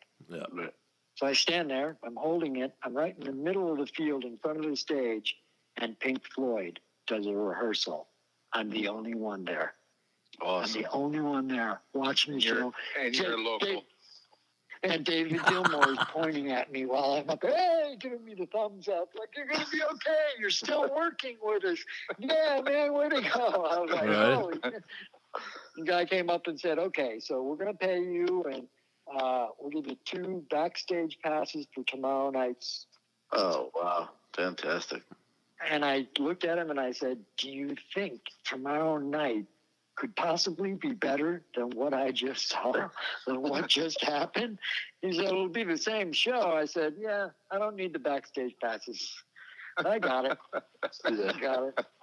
Man, that's awesome. Nice. But, yeah. Yeah, so I worked. almost went on the road with him. I That's said, funny. no, you've got to come. I would have gone. right. In the end, I would have gone. Yeah, Absolutely. Pink Floyd.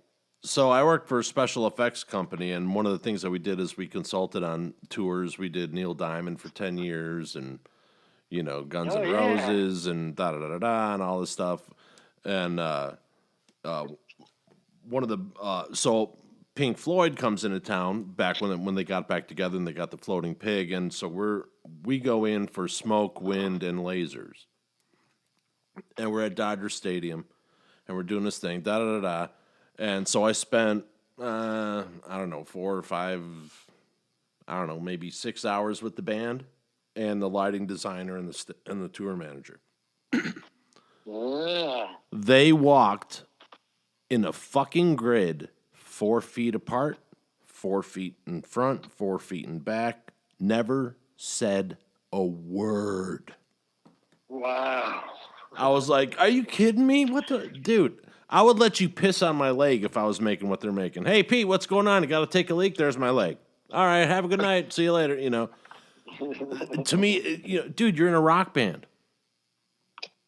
Lighten up. Yeah.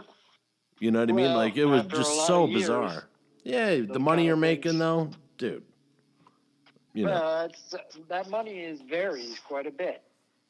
You know, Sure. what David Gilmour makes from a record and what Nick Mason makes from a record are two totally different things. Well, of course. Totally different. Yeah, well, Because if publishing you're not the versus performance. songwriter, you're Yeah. just making what a musician makes. Yeah, the publishing's where it's at, right? Oh, for sure. That's where the money. Well, it used to be. Right, well, You know, yeah. the business is not what it used to be. If you go back 100 years, okay, to 1921, the big pop star of the time is Caruso, the opera singer. Mm. And while he was one of the first recording artists at the time, he made no money off of records. Right, It was all off of live appearance, yeah. his performance, day in, day out.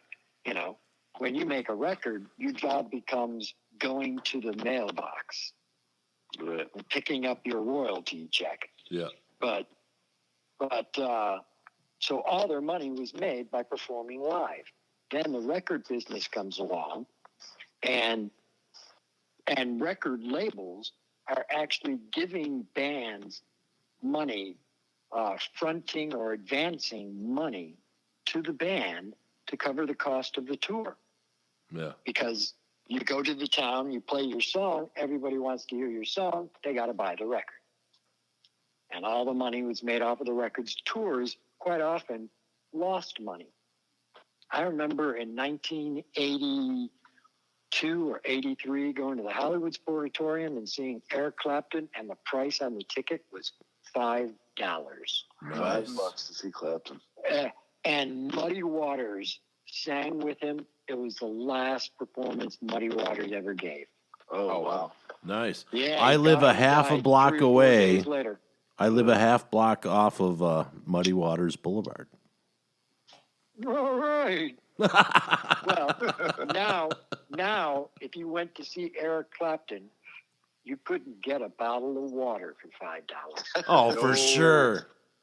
All the money. It'd be comes like a from touring. tobacco spitting bottle, like half full, you know. There you go. Ugh. I saw an interview with Don Henley on Charlie Rose, and Don Henley had just come out with a record, and Charlie Rose was saying, it's been 15 years since you released a record. Why so long? And Don Henley said, because there's no money in the record. I'll probably lose money on the record because it won't sell. That's true. And Charlie Rose said, well, then why make the record? And he said, so that people know that when they come to see me live, that I have new music. Mm-hmm. Right. It's turned upside down completely. Yep. Instead of you appear to sell the record, you release the record so that when people come, they'll buy tickets to your house, to your show. I mean, Yeah. so Absolutely. it's completely upside down, and we all have to learn how to adapt. So that, to a certain extent, making records doesn't happen. But, I've done, the other, work, in order to pay the bills. Mm-hmm. I worked at while I was working for the Miami Arena, that company became a union company. And so I was grandfathered into the union. Taft-Hartley. And the union did not like it, but because this guy had contracts that were for big venues, they made him a union shop. He signed a union contract. He even donated his Martin moving lights. They were the wobbly mirror kind, like the I-beams, to the union, because he signed a contract while the union was having their biannual, every 2-year meeting in Miami. And so he said, hey, as a gesture of goodwill, I'll donate my moving lights for your party, because they always have a party at the end with a band. Mm-hmm. And the union went, oh, great, great, great, great. We saved money on that. Great, great, great. And then called them the day before the event and said, nobody here knows how to use those lights. And because I had taught at the Art Institute, I had taught myself how Martin lights worked. I knew how to use them. We were using them at the arena. We were using them for the hockey and the basketball games, too. When they do the player announcements, they do the whole ballyhoo type thing, all of that.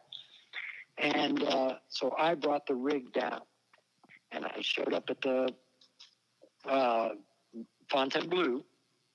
And the union steward guy came down with the elevator, with the freight elevator, and said, you can't touch anything.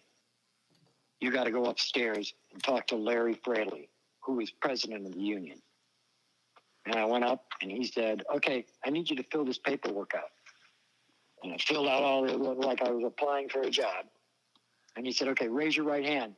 You swear to uphold the bylaws of the IATSE local blah, blah, blah. I went, yeah, I do. He goes, you're in the union. Now you can go out there and work. And so I was the first guy that they brought into the union. And because they didn't know me, they gave me 2 other longtime union guys to work with me during the show. And they used to have this controller called a 2532 controller, and you could set up a lot of different looks and movement with and color change with. And then it was like a matrix of buttons. You just pushed a button and the lights change. You push the button again, the lights change again. And the band didn't care what we were doing with the lights, just as long as they were lit, Yeah.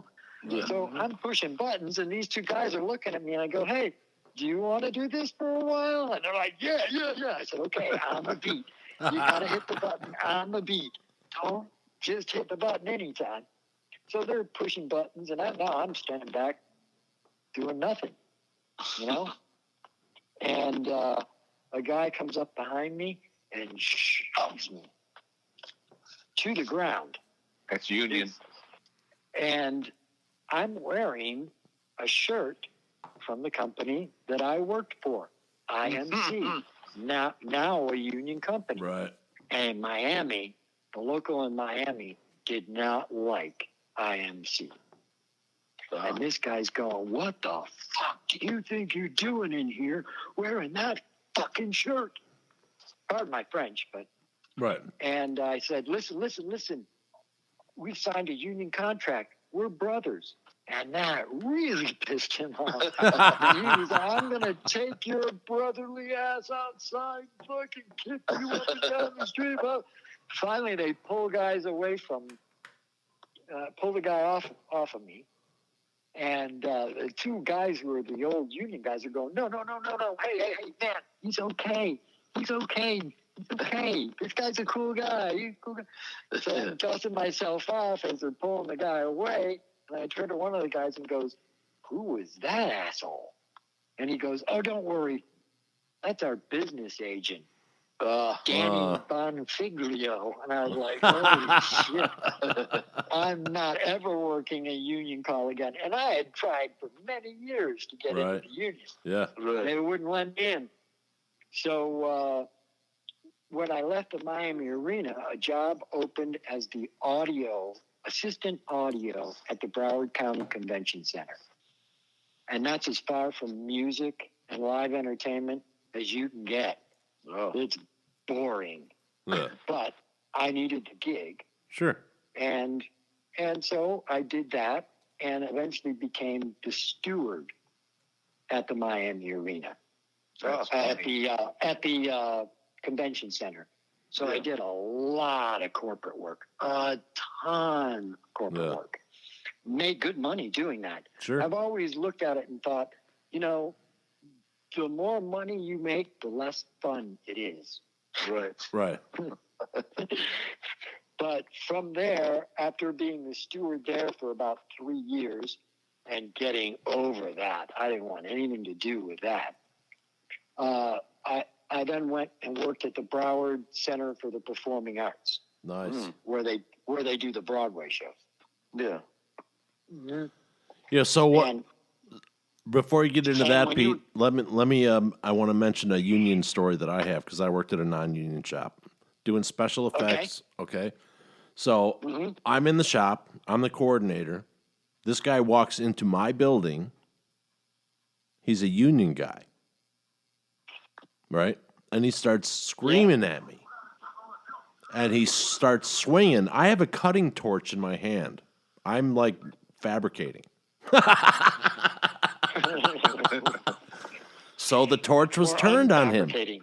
Yeah, I turned the torch on him. I'm like, what the fuck? You know, I look up and there's this dude coming in on me. I'm like, dude, you're in a non-union shop and there's 40 guys now rushing at you to kick your ass. What are you doing? It blew my mind. You know? Idiots. Yeah, it just, you know. Yeah. I Everyone saw a has lot the of right to work. Bad stuff there. I saw a lot of good though too.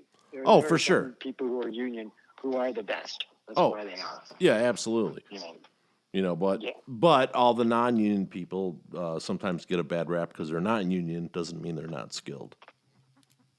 But if you're the steward for the union at a site, Yeah, that means there's a contract that's already been negotiated, right. and you are the guy to make sure that contract is followed. Oh, for sure. And do all the payroll, the booking of the labor, all of that. You have to take care of all that. And that is no man's land Yeah, because management looks at you like you're labor. yeah, You're on labor's side. You're the steward. You're the pain in the ass with us. And the union labor looks at you and says, "Oh, he's in bed with management." yeah, Right. Yeah, because you could if you wanted to. There were many times when management would come to me and say, "Peter, we love you. Stop throwing the contract in our face, and we'll take care of you." right. And I had to say, "No, you got to follow your contract. That's all we can do is follow the contract." Yeah, You know, but you were in no man's land. Right. It was a sucky job. I did not like it all that much, but it paid really well. right. Oh, for sure. Then I went to the Broward Center, and wow, the shows that came through there were some of the greatest things I ever saw. Wicked, unfucking believable. Oh, nice. Hamilton, a masterpiece, an absolute masterpiece. If you ever get a chance to go see Hamilton, go see it, or Wicked. Yeah. Those two shows. Yeah, no, I've blew seen me Wicked. away. Wicked's I might really see him good. on Broadway. Yeah, that's the best. Right, Doc? Okay, Rob, just because you live there. Yeah, I'm going to go see him in fucking Wheaton, Rob. How about that? Wheaton! Wheaton! Well, I saw it 16 times. Yeah, Jason's going to go see him somewhere around a fucking cave in a fucking fire pit somewhere, you know. Everyone has a beard down to their mid-chest, you know. Right. Yeah. How about that, Ma? That's what I said. Those are great shows. But they hired me there because they knew I could mix. Yeah. And in the Broadway, you never mix.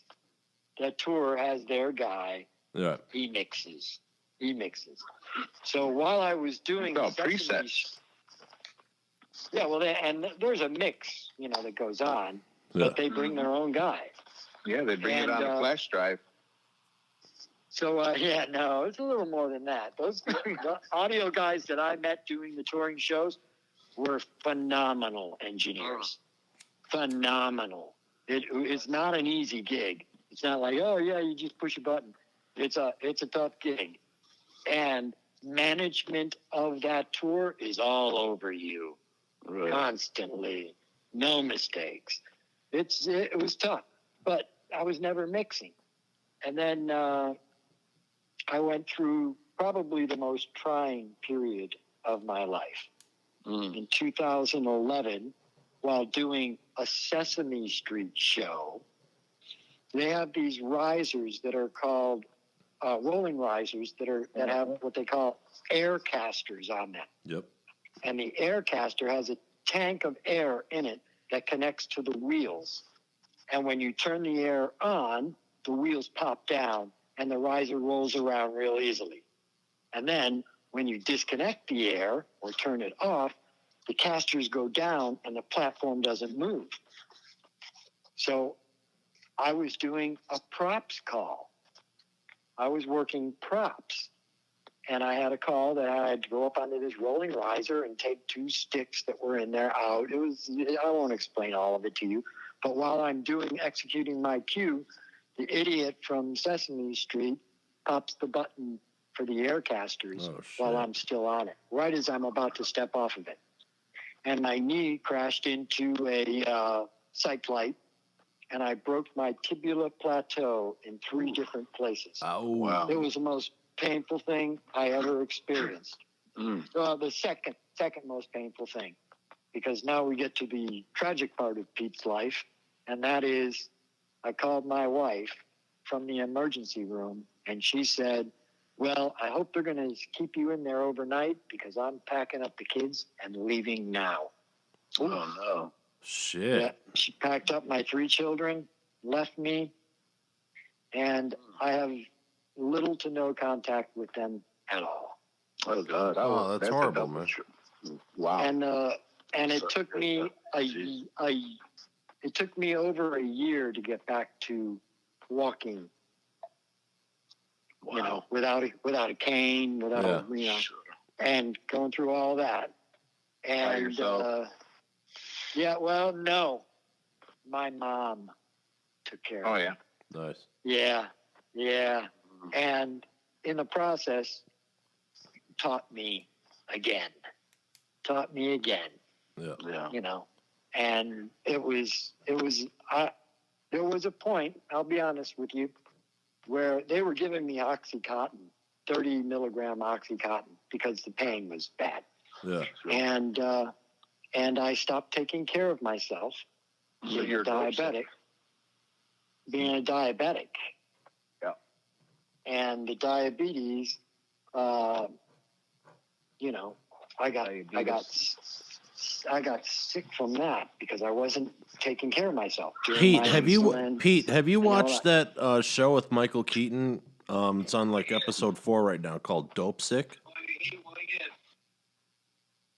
I'm sorry, I did not know. It's about the whole OxyContin situation and what happened and how it unfolded. Well, very powerful mine storytelling. My problem wasn't an addiction to Oxycontin. Yeah. That wasn't the problem. The problem was I wasn't eating properly and I wasn't doing my insulin properly. Yeah, I also had a sick. career-ending injury, and I was down for 3 years. Back surgery, rotated hip, knee blown out. So I totally understand that standpoint of where you're coming from. I was looking at it, and I'd lost my career. Yeah. The guy, my orthopedic doctor said, crawl around on a stage running cables and taking cables down. You're never going to do that. Yeah, I couldn't run with 100-pound. I couldn't pick up a 100-pound smoker and book. I couldn't run. There's no way. And at the same time, my wife had divorced me. Right. And I went into a big depression. Sure. Way, way, way down to the bottom. Yeah. And got to the point when I hurt myself, I weighed 168 pounds. Wow. And I went for like 10 days where I don't think any food stayed down. I was just, Yeah, there's a thing called a stress diet for sure. You know, when things happen like that. Got to the point where I went into the bathroom and I took 3 of the Oxycontin pills, put it in my hand, and I knew if I take these, I'll go to sleep and never wake up. Yeah. And I said to myself, okay, God, give me one reason why I shouldn't take these 3 pills. Because it was that or call an ambulance. Sure. Yeah. And I heard a voice in my head, loud as thunder, say, your mother will bury you. wow. And I went, oh shit, I'm not doing that. And I dialed 911. They brought me to the emergency room. And when they admitted me into the emergency room, I weighed 92 pounds. Holy shit. To this day, I can't get above 130. Wow. Really? Bam. Mm-hmm. You know, Pete, my brother had committed suicide a couple years ago. Oh, man. So I appreciate the opposite view of the coin. Thanks, man. Well, yeah, well, my mom saved my life. Yeah. Yeah, that was the whole Well, thing. I'm glad you're still And then here. she- Yeah, definitely. Then she got sick, and I took care of her for the last 4 years of her life. Yep. That's all, man. does. And when I was in my 20s working for Peter Yonalis, I drove my mom crazy. She never knew where I was, what I was doing, Yeah. and I just didn't care enough to keep her informed. And Yeah. I felt a lot of guilt about that until I stayed with her for those last 4 years and took care of her. Yeah. And if my mom had passed away and I hadn't done that, I would carry a lot of guilt over Yeah. it. Yeah. But so you got to look at it and think, because I broke my knee and my ex-wife left me, if that hadn't happened, I wouldn't have been able to take care of my mom. Right. I Yeah. would have had a wife and kids to take care of. So even when bad things happen, you can, if you keep a positive attitude, turn it into a plus. And when she passed Sure. away, I did not feel any guilt. I felt a big burden lifted off of me. I don't have to Yeah. worry. She wanted to die in her apartment, in her bed, Right. in her purple room, and that's the way it was. So there's It's like that- everything happens for a reason kind of thing, maybe. yeah. And while I was helping her, the Broward Performing Arts Center called me and said, "We need you to come back, Peter." And I'm like, "No, the doctor won't give me a release to do any of that work anymore. And without the release, the union won't let me rotate in their union system Right. because I have to be able to do that work." And the guy said, no, Peter, I don't want you to do any lifting at all. I want you to just come in and run these shows, the way you can run them. Yeah. So the last 3 years up until the pandemic was, I would do there. Sometimes it was corporate, in a ballroom. Sometimes it was the artists who maybe, like you said, aren't still on the A list, but came through. Yep. Sean Mullins. Do you know who that guy Oh is? my God! Yeah. I Just Want to Light You Up is one of my favorite songs of all time. Yeah. He came through. I think we did 4 or 5 shows. Yeah, he won a over the songwriting years. contest, some national songwriting contest, and that was the tune. Yeah, interesting Man, guy. That guy can play guitar and Oh, yeah. sing. Unbelievable. Yeah, And he's the real really deal. Nice guy. Yeah, Nice guy. When you're the sound guy, you have to say, "Hey, what do you think about reverb?" right. And some people will say, "No reverb, no reverb." And you go, "Okay, no reverb." Right. And other people would just say, "Well, I don't want it too much, but you can use reverb." Yeah. And he was like, by the second time we had worked together, I said, "Reverb, right?"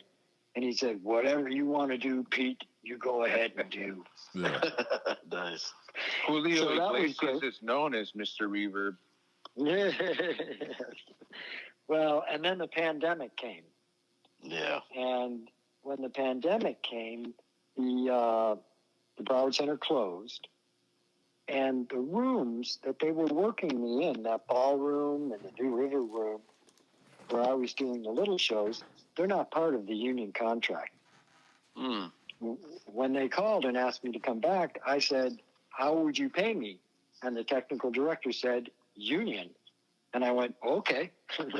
I don't need to. Okay, that's perfect. Because you get the health benefit, the retirement. Yeah. You get paid good working conditions. I was like, okay, that's fine with me. And so they paid me union scale all the way through. Nice. Now, when they were in the pandemic, they did shows like comedians in the parking lot. Oh, So they could do the social distancing thing. sure. Oh yeah, the drive-in. And they decided, well, since the parking lot doesn't have a union contract, we won't use union labor to do the show. Oh, And they have like 11 or 12 people who work there who that's their job. One of the guys been there since the building opened, more than 25 years. Wow. And they cut him out of the labor to do that show when he's laid off like everybody else. And they hired non-union. And the production director at the Broward Center said, I can't do that. These are my people. Even though I'm not union, these are the people who have made shows work for us here. You know, that year before the pandemic, that's still the last year that theaters were really open. Yeah. And the company Playbill that does the playbills, they do surveys. And then they rank theaters. And the last I heard, they were down to 10 finalists for the best theater in North America. And the Broward Center for the Performing Arts was one of those 10. Fantastic. Yeah. So these were the people who made it happen too. Yeah. And they fired the technical director. I hired a new technical director, and now they're getting ready to reopen the Broward Center back up. And I talked to the guy down there, and he said, we're going in a different direction. Those are not union rooms, and we're not going to use union labor. Mm. So I kind of, like out of a job. Right. But I have a lot of faith, and it's always carried me through. The day the Broward Center closed, a good friend of mine, who I've known since 1985, called me and said his mom had passed away, and they needed somebody who could stay with their dad. Mm-hmm. And their dad was a very successful guy in the printing and marketing world, made millions. Yeah. Yeah. So I started coming over to watch him, to help me pay my bills. And the woman that I was renting a room from and involved with went a little crazy getting drunk. And I said, you're drunk, and I don't want anything to do with you when you're drunk. Because my ex-wife drank too. And that was a source of great problem for me. Sure. And because she was drunk, she got all pissed off and crazy and said, get out of the house right now or I'm calling the cops. Yeah.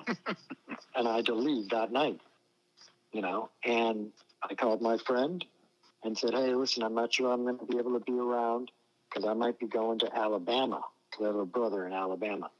Mm-hmm. And he was like, no, you move in with us. We'll take care of you. You'll be the main person here, and we'll pay you, blah, blah, blah, blah, blah. And that's been really great for me. I'm taking care of the 83-year-old guy, and he's different from me. I've always been more of a liberal-minded person, and he is very conservative-minded. Yeah. Not a Trumper, but those conservative values. And I've been able to learn stuff from him, and he has treated me great. Great. That's awesome. Yeah. You can always land on your feet if you have that positive attitude. Absolutely. Yeah, there's something coming, right? Yeah. And that's what my mom gave to me. Yeah. That's what my mom gave to me. That's awesome. Man. Just keep plugging away. Things will turn around. Keep plugging away. And that's always been the way I've been. I kind of, when one door closes, a window opens, or whatever that is. Yeah, so you feeling good? I mean, these days, Pete. I mean, that's a rough. Yeah. Yeah, and now I get to work with with acts only if I like the act. Yeah. You know? Like pick and choose. Like before this call started, I was mixing a recording of a live act, a Doors Alive, a tribute to the Doors. Nice. Really, really good band, and also guys that I've known since the '80s. Mm-hmm. You know, and it's for fun. It Right. doesn't have to be every dollar we can get out of it. So I got a funny fun. story for you, Pete. Okay. So I'm going through rehab after my surgeries. Okay. And you know, and I have the cane and everything, and I'm hobbling, and I have my windows open. This is in Glendale, California, and I hear doot doot doot doot doot, and I'm like, wait a minute, that's a Moog. And I'm like, there's only one person on earth who can play that way. And I'm like, that's Ray Manzarek. I'm like, get the fuck off, Vince. I'm like, whatever. I'm like, okay. I'm like, I'm a little baked, Playing you know. Soul Kitchen. No, I'm a little baked, and it's fair, you know. So I'm like, okay. So I get on my cane, and I'm like hobbling down there. I'm like, what the hell's going on?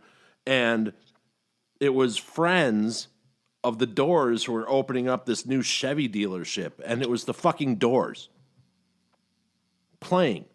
I was right. This is before they came back out and everything. They're playing in the parking lot of a Chevy dealership. You're kidding me. No! I was like, get the fuck out of here. I'm like, I'm fucking free hot dog, and like, I'm listening to the Doors. Are you kidding me? I'm like, holy shit. Who's singing? Ray was singing. Wow. Yeah, so it was like, yeah, it was unbelievable. Morrison was long dead by then. Well, yeah, of course, you know, but like out of nowhere, I'm like just sitting in my living room one day, and I'm like, well, dude, that's fucking the Doors. Did you Soul Kitchen, baby. test drive a Cavalier? What's that? I said, did you test drive a Cavalier or a Camaro or something? No, I hobbled down on my A cane. Metro, a Geo Metro. No, I hobbled down on my cane, you fucking caveman. Rob, what'd you say? Nothing. Oh, Nothing. but yeah, I couldn't believe it. The Doors playing in a parking lot of a Chevy dealership. Only you. That shit would only Dude. happen to you. Yeah. Exactly. I got another And in funny one. California. Yeah. Okay, so this is, so I'm recouping. So what I would do every day would walk a little further, and like every week I'd try to walk a block further. And my goal was to walk 4 miles to UCLA and 4 miles back to the house in Santa Monica. So Wow. you know, so I would do this and stuff and this, that, and the other. Because the walking is, you know, one of the best things you can do for your back if it hurts. So halfway point was West LA Music, and there was a pro side and a consumer side. And I know I had cash coming, so I was eyeballing, you know, gear. I'm like, okay, I'm going to get that amp, I'm going to get that guitar, I'm going to get that mixing board, blah, blah, blah, blah, blah, blah, blah. So it's the day before Christmas Eve, and I'm walking, and there's this big dude, like 6'4", black guy, just standing in the fucking doorway. And I wasn't going to even go in there. You know, I'm like, okay, maybe there's a private party or something, you know. It's LA, that shit happens. So I'll cross the street and go to the consumer side. He's like, hey, you. I'm like, yes, sir. He's like, come with me. I'm like, oh, I'm not going to argue. You know, so I hobble in there with my cane. He walks me in, right? And it's the piano room. And I'm like, okay. And I see this crowd around a piano, and there's Christmas songs playing. I'm like, oh, shit. He walks me up, and he goes, hey, sit down. I'm like, what? He goes, sit down. I'm like, dude, I am not sitting down on the bench next to him while he's performing. He goes, sit down. Right? I'm like, dude, no. He whispers into the guy's ear, da-da-da. He said, sit down. So I sit down next to the bench, next to the guy playing piano. For the next half hour, I have a Jehovah's Witness singing to me, who's now a Muslim, and I'm an atheist, singing a half hour of all the Christmas songs. Fucking Frosty the Snowman, White Christmas, all the best fucking Christmas songs you can ever imagine that we all love. And at the end of that half hour, I look and I go, Mr. Wonder, thank you for the best fucking Christmas present I've ever gotten in my entire life. Yeah, baby. Stevie Wonder gives me a private concert for a half hour. Awesome. Beautiful. I walk home, I'm crying the whole way. Oh my God, Stevie Wonder, oh my God. So, Yeah, baby. yeah, music is cool. You get little things like that when you work with the stuff that we all work with, Right. Those little and magic it's not moments. Like accounting. Yeah. It's like, oh my God. Dude, last week I was there and they showed me a bunch of sevens. Inventory management. Nice I never forklift. could do that. Right? Yeah, so that was cool. But, A little bit. Yeah. Pete, did you see the Jocko documentary? I haven't seen all of it, but I've seen bits and pieces of it. Giannis is in it, right? He is, yeah. He's at the tail end. Yeah. That was great to see. I bought it, and it just kind of took me back. Of course, I hadn't seen Pete in, I don't know, it's probably been 25 or 30 years now, But it was a good thing. Do you still talk to him? Is he still around in Wood Manors? Not too much. We, remember when I was teaching, I would always do shows at the city of Deerfield. Yeah, Their yeah. showmobile. And you got me into that as well. I did a few myself because of you. Yeah. Yeah. And a 4th of July show was coming up, and it's a big orchestra, 40-piece orchestra, strings and everything, and laser light show. And so I called Pete to use his PA, and he said, yeah, sure, but I'm going to be out of town. He had gotten married. Sure. And his wife were going out of town. Yeah. And I was like, well, that's okay. I can just get with the guy who followed you. Mm-hmm. We were joking about it's two Jasons. Yeah. From Jason Clark to Jason Griffith. Yeah. And so Jason Griffith, I said, I'll just get in touch with Jason, and I'll pay him, and he can be the system engineer and unlock the doors for me, and we'll get all the gear. Yeah. And he was like, okay, great. So I was talking with Jason. We were in touch. And for whatever reason, he came back into town. Oh. And Pete did things that were not explainable or easily understood. Right. And he did things on the spur sometimes. Yeah. And so he's back in town, and his wife calls me and says, I need money from you.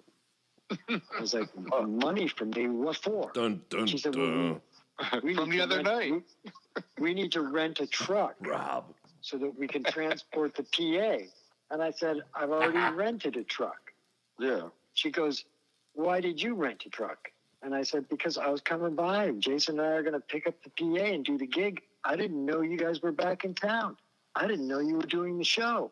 I hadn't planned on that. And she went to Peter and said, Pete Moran says he doesn't want you on the gig. What? And yeah. Say what? And it started a rift between me and Peter that That's a bummer. built up to a crescendo, a phone call at the end of that day where he was saying some pretty uncool things to me.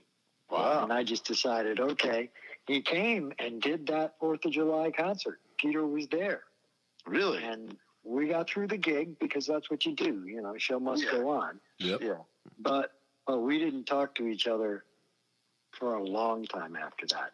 Well, wow. Then I was doing a show at the Parker Playhouse, and I just finished mixing. The show was over, and I walked through the audience to get to the stage, and the floor is slanted, because of that orchestra kind of seating. Mm-hmm. And I see this guy going down the slant sideways, looking like he's going to fall. and I grab and catch him, and it was Peter Yanos' dad. Oh. And his mom recognized me and went, "Oh, Peter!" And I dropped him. So I thought that's a I'm kidding. omen that I should go see him. Yeah. Mm-hmm. So when we got done that day, I went to his house and knocked on his door. Well, that's cool. Yeah.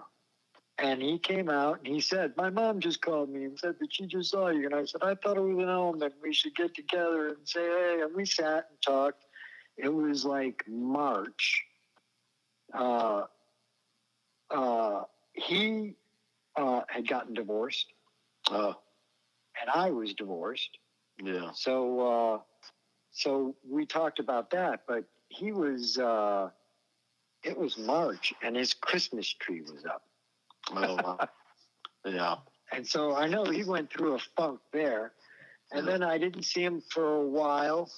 And then while I was injured, trying to figure out what I'm going to do for a career, I went back to school and became a Cisco certified network technician. Mm. Nice. For networking.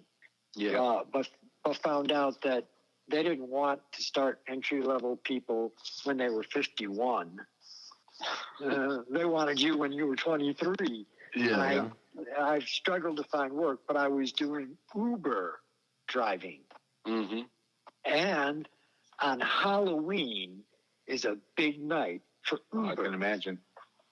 And they have this big block party in Wilton Manors. Yeah. And they close down like 4 blocks of the street, but there's no parking. So everybody's Ubering there. Right. And it's right down the street from Janos' house. And the Uber app tells me, "We don't have any rides for you now, but all those people you just took to this festival are going to need rides home. So we suggest you stay in that area." Mm-hmm. So I thought, well, what am I going to do for the next hour and a half? And I drove over to Janos' house. And it's got to be an even year now because it's the 31st, isn't it? Yeah. It's Halloween. So it was like maybe 5 or 6 years ago.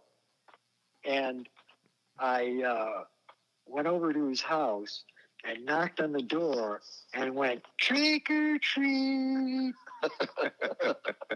And he opened the door and he had that kind of like just woke up look and stuck a bag of candy out. And I was like, "I don't like that." I said, "I don't like that." And he kind of opened his eyes and went, "Hey." And we talked then. And he was on Facebook for a little while, but he got disillusioned, and I don't blame him with all that crap that goes on that. But, Oh, my goodness. It is so bizarre, isn't it? Yeah, and then we had an audio engineer reunion about 4 months ago. I don't know, Jason, if you remember Mark Butler. That sounds familiar. He was one of Pete's guys. He started when I started. Yeah. And now he does Super Bowl, baseball, World Series, all the big sporting events. Yeah. He doesn't do music, but he does audio. Mm-hmm. And he Live events. had a reunion of all the guys from back in the day. John Clark, Tommy Menino, Jeff Cohen, Ken Rust, all those guys. And he said, Pete Gunl's probably going to come. I was like, "Oh, well, man, yeah." So I made an effort, went out there, but Pete never came. Oh.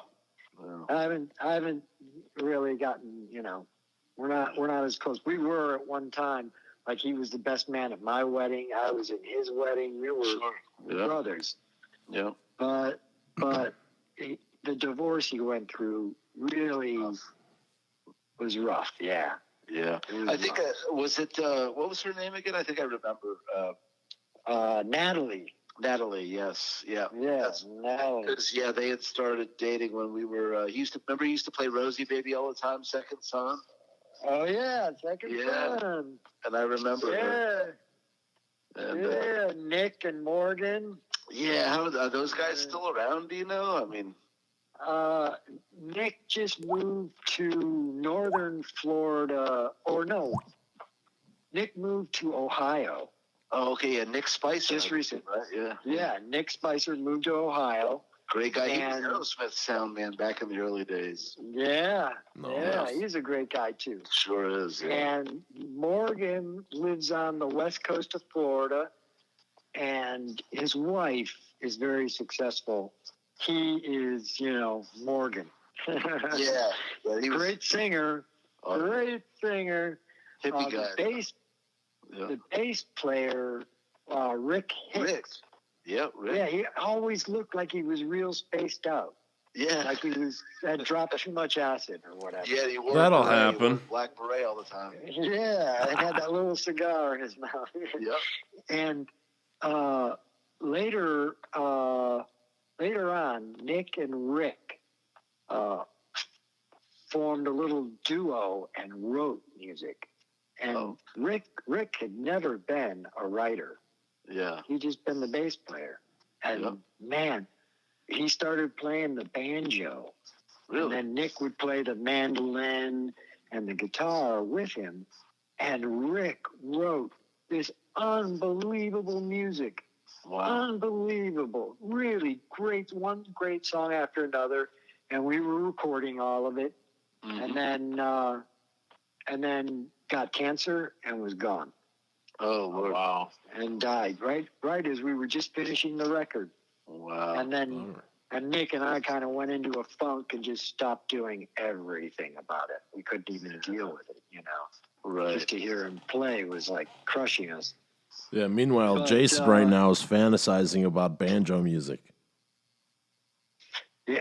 Well, he had a cool way of Oh, no, there's playing some cool the banjo music. That's just the inside joke with Jason. It's like the accordion, right? Yeah. Yeah. Oh, I yeah. had this friend of mine who had this really nice accordion, and he would carry it with him everywhere he went. He put it like in the back seat of his car and all that. And then one day, we came out of a store, and the window of his car was broken, smashed. And there were two accordions.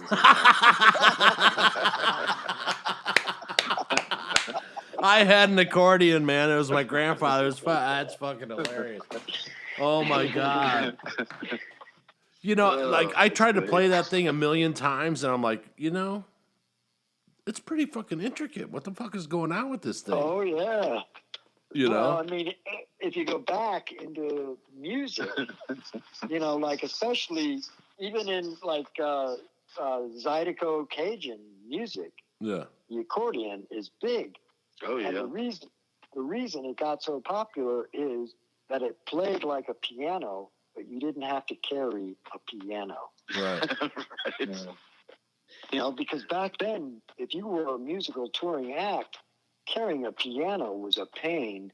Oh, You couldn't afford to do that. Right. It's like that's one of the things you never hear anybody say is, "Hand me that piano."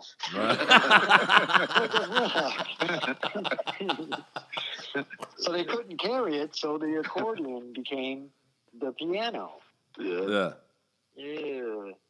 Well, if you still talk, you keep in touch with Rick, Nick. I'm sorry.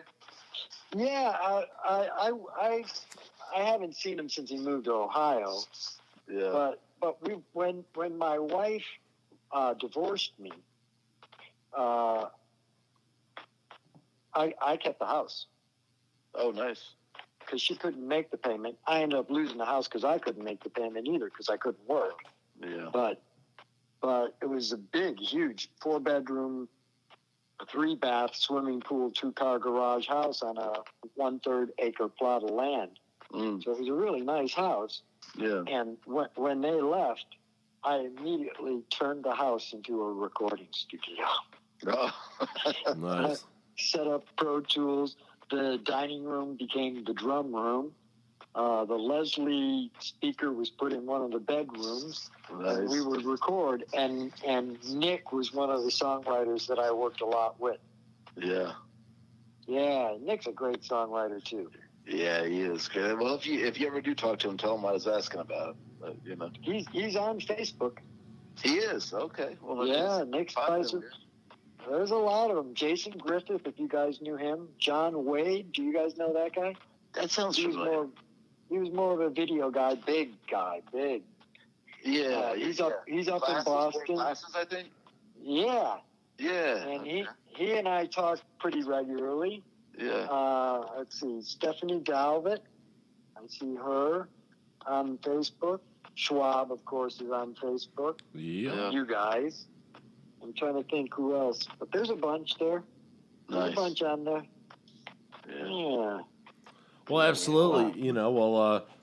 We just want to thank you for contributing all to our careers, just in the fact of it as a nice Absolutely. guiding force. Well, thank you guys for being great students and good friends. Yeah. Absolutely, man.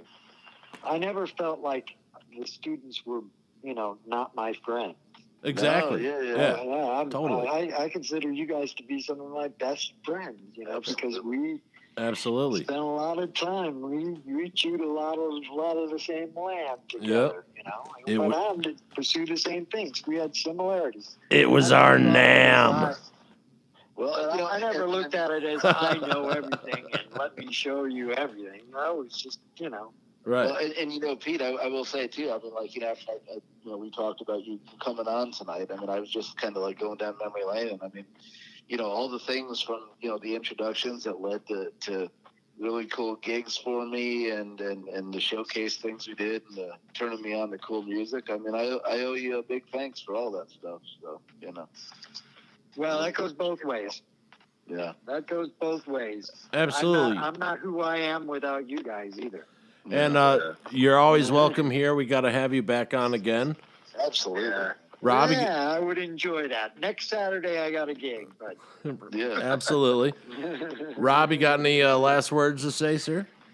No, I wanted to tell you, I had a memory of when I was talking to Vince on the last podcast about the shows that we used to do at the Vignette Theater. And one of the ones we did was Dan Moore. He was maybe a year, if not 2 semesters behind us.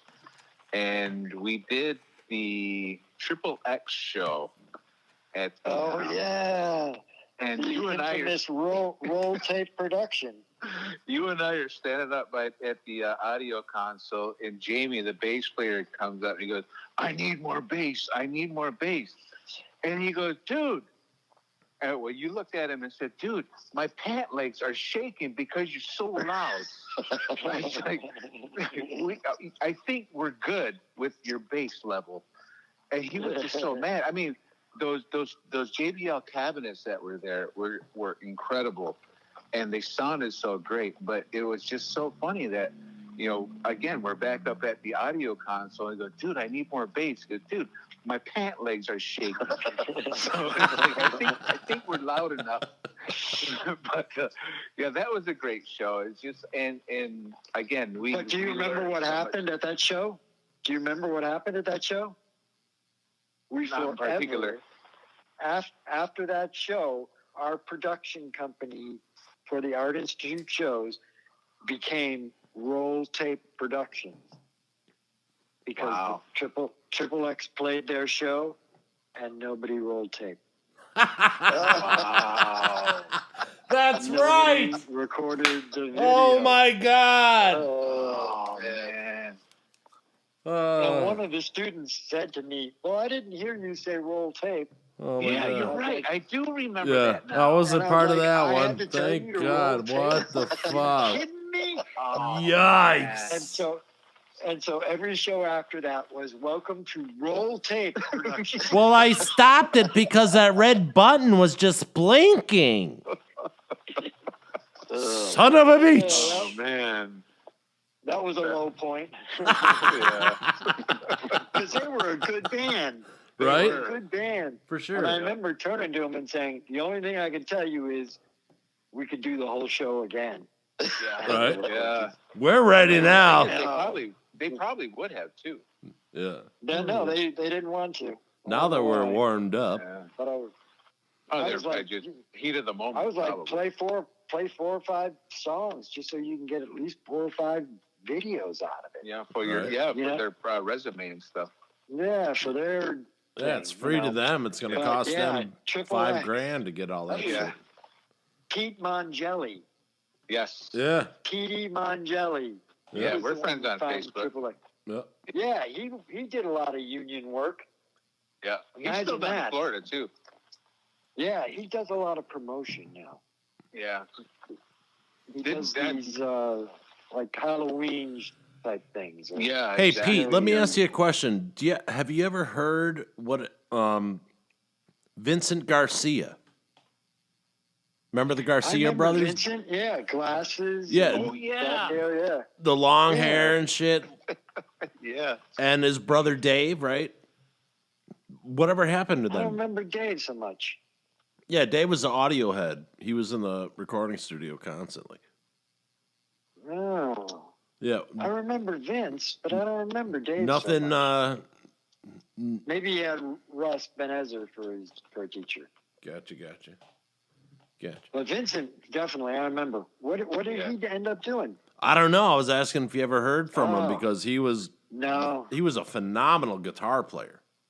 Yeah. was. Oh my Yeah. God. Like on Prince level. I mean, he was really good. But Jason, you got any last words, sir? No, just a great show. You know, glad to catch up with Pete and talk to you after all these years. Yeah, for sure. absolutely. For sure, Great man. fun, guys. Great fun. I Absolutely. enjoyed it thoroughly, man. And let's do it again sometime for sure.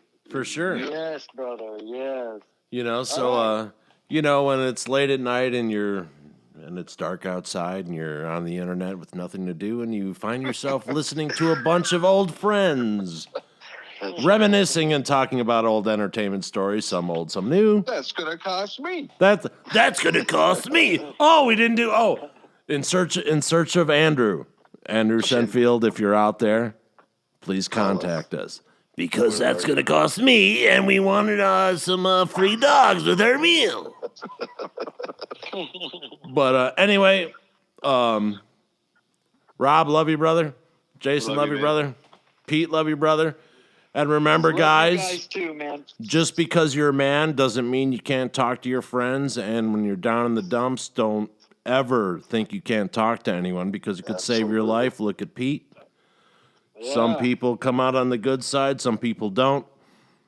But when you find yourself in a kind of a fantasy type of mood and you're looking out the window and you think your friend's in a fucked up situation because it's funny, that's just creativity talking. And thank you, everyone, for episode 113. Biff, you got anything to say? No, I just wish you guys would shut the fuck up because I don't get overtime back here, you know. Okay, we all get it. Everyone, have a good night. Love you, brothers. All right, good night. Love you guys, man. Be good. Love Thanks, you too. man. All right, later.